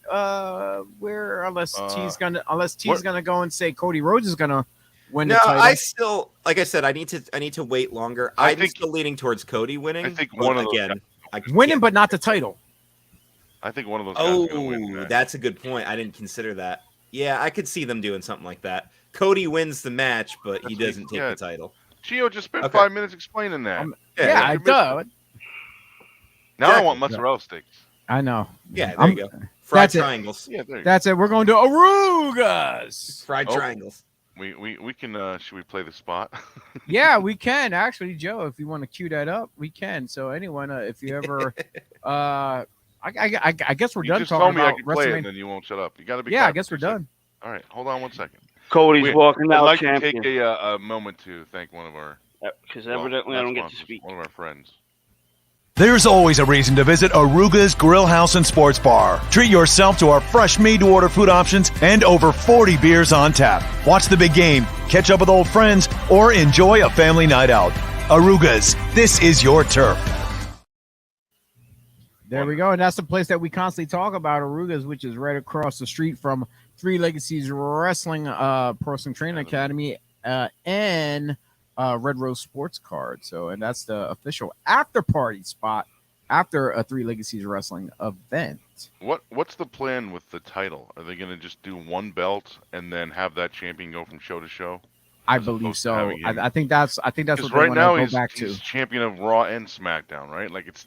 I get that it's combined, but it's still technically two separate shows. So they're going to do like the NWA, the traveling champion, like they did when they started the brand split in the first place. That'd be my best bet. I like that idea. Yeah. So anybody on either show can challenge the champion, and he can go from show to show. Yeah. Well, T says Cody's walking out with the title. What's that? Okay. Yeah, I just don't. Well, there's your. I'd be happy either way. I'd like to see that, but at the same time, I still think SummerSlam for some reason. And they're splitting titles. They're not doing away with just keeping one. They're going ununifying them. That's what's happening. I just ununifying. Yeah, I just don't like having two. I just don't like having two champions like that. Right. I'd rather just one dude. Bring back the Winged Eagle and My favorite belt of all time. Yeah. Wait, which winged eagle one? The one with the eagle with the wings on it. Well, there was two different ones. I like there was the one that like Hogan had with Macho the Hogan Man. winged eagle. That's the one that's known as the definitive winged eagle. Yeah, okay, because there was the other one after that other one. It's called the Big Wing Eagle. The one that Steve Austin wore. Bret had, yeah. Rock, yeah. I don't know. I guess I don't know which one you mean. I don't know the other one. So, well, I guess that's it for our Mania show, ladies and gentlemen. I didn't think we were going to go this long. We were on for 2 hours. That's a shocker. You and I were on for 2 hours. I was hoping to log in, say hi for 10 minutes, and get out of here. Yeah. Yeah, it's a shocker. We were actually hoping to be on just for an hour, but it's strange. But now, T, now that you pretty much know your way to get in, I guess you just got to practice getting onto your StreamYard and just clicking on whatever show we're on. But yeah, so that's it for today's show, ladies and gentlemen. Thanks for tuning in with our my co-hosts as well as the 3LW commentary team of Joey Image and Chris O'Malley and Buddy the Italian Beagle over there. I'm Chio. That's T down the corner. Guys, any final words before we head out of here? Sorry. Bye. That's it. Pretty much. I'm trying to do the WrestleMania. Yeah. Oh, wait. How do you do an M with the fingers? You do the West Coast, but upside down, I guess? Or? That's upside down. I don't same know. letter upside down. W and M. Yeah, yeah. Really. Modern Windows. Modern Warfare. Modern Microsoft Windows. Microsoft. What are we doing with your vitamins again? Yeah. WrestleMania. We're muting them. Yeah, he's muting the black round vitamins. Oh my god. All right, everyone. I don't think the round black ones. Those are bad, man. You need like a vodka shot with those. Where's my dog? All right. Everyone, I'm gonna watch the press conference, and I might go back and watch that. Yeah. I don't know when we'll be back, but we'll see. I'm gonna go get chicken wings. Is what I'm about to do. Just on a note that everyone's tuning in at the last minute. I am in the works of. I know we already been in talks about getting Kevin Murphy on, but before the next 3L show. But I'm also in the works for another Thursday Night Slam show to get Ruthless Lala on here too as well. So we're gonna try to pick a date and make that happen so we can have her on here. I love her. She is awesome. She's a sweetheart. Unless she gives you a Larry, and then you're in trouble. But thank you everyone for tuning in once again for this edition of Breakfast and BodySlams on the BodySlams podcast. Yeah, that's right. Go over to our .com, like, share, comment, subscribe, hit that notification button to find out when we are live, and we'll see you hopefully next Sunday at 10 a.m. unless something pops up. I don't know, but yeah. Before that ends at like midnight, then I'll be able to begin the 11. Everyone, peace out, and we'll see you next week. Thank you.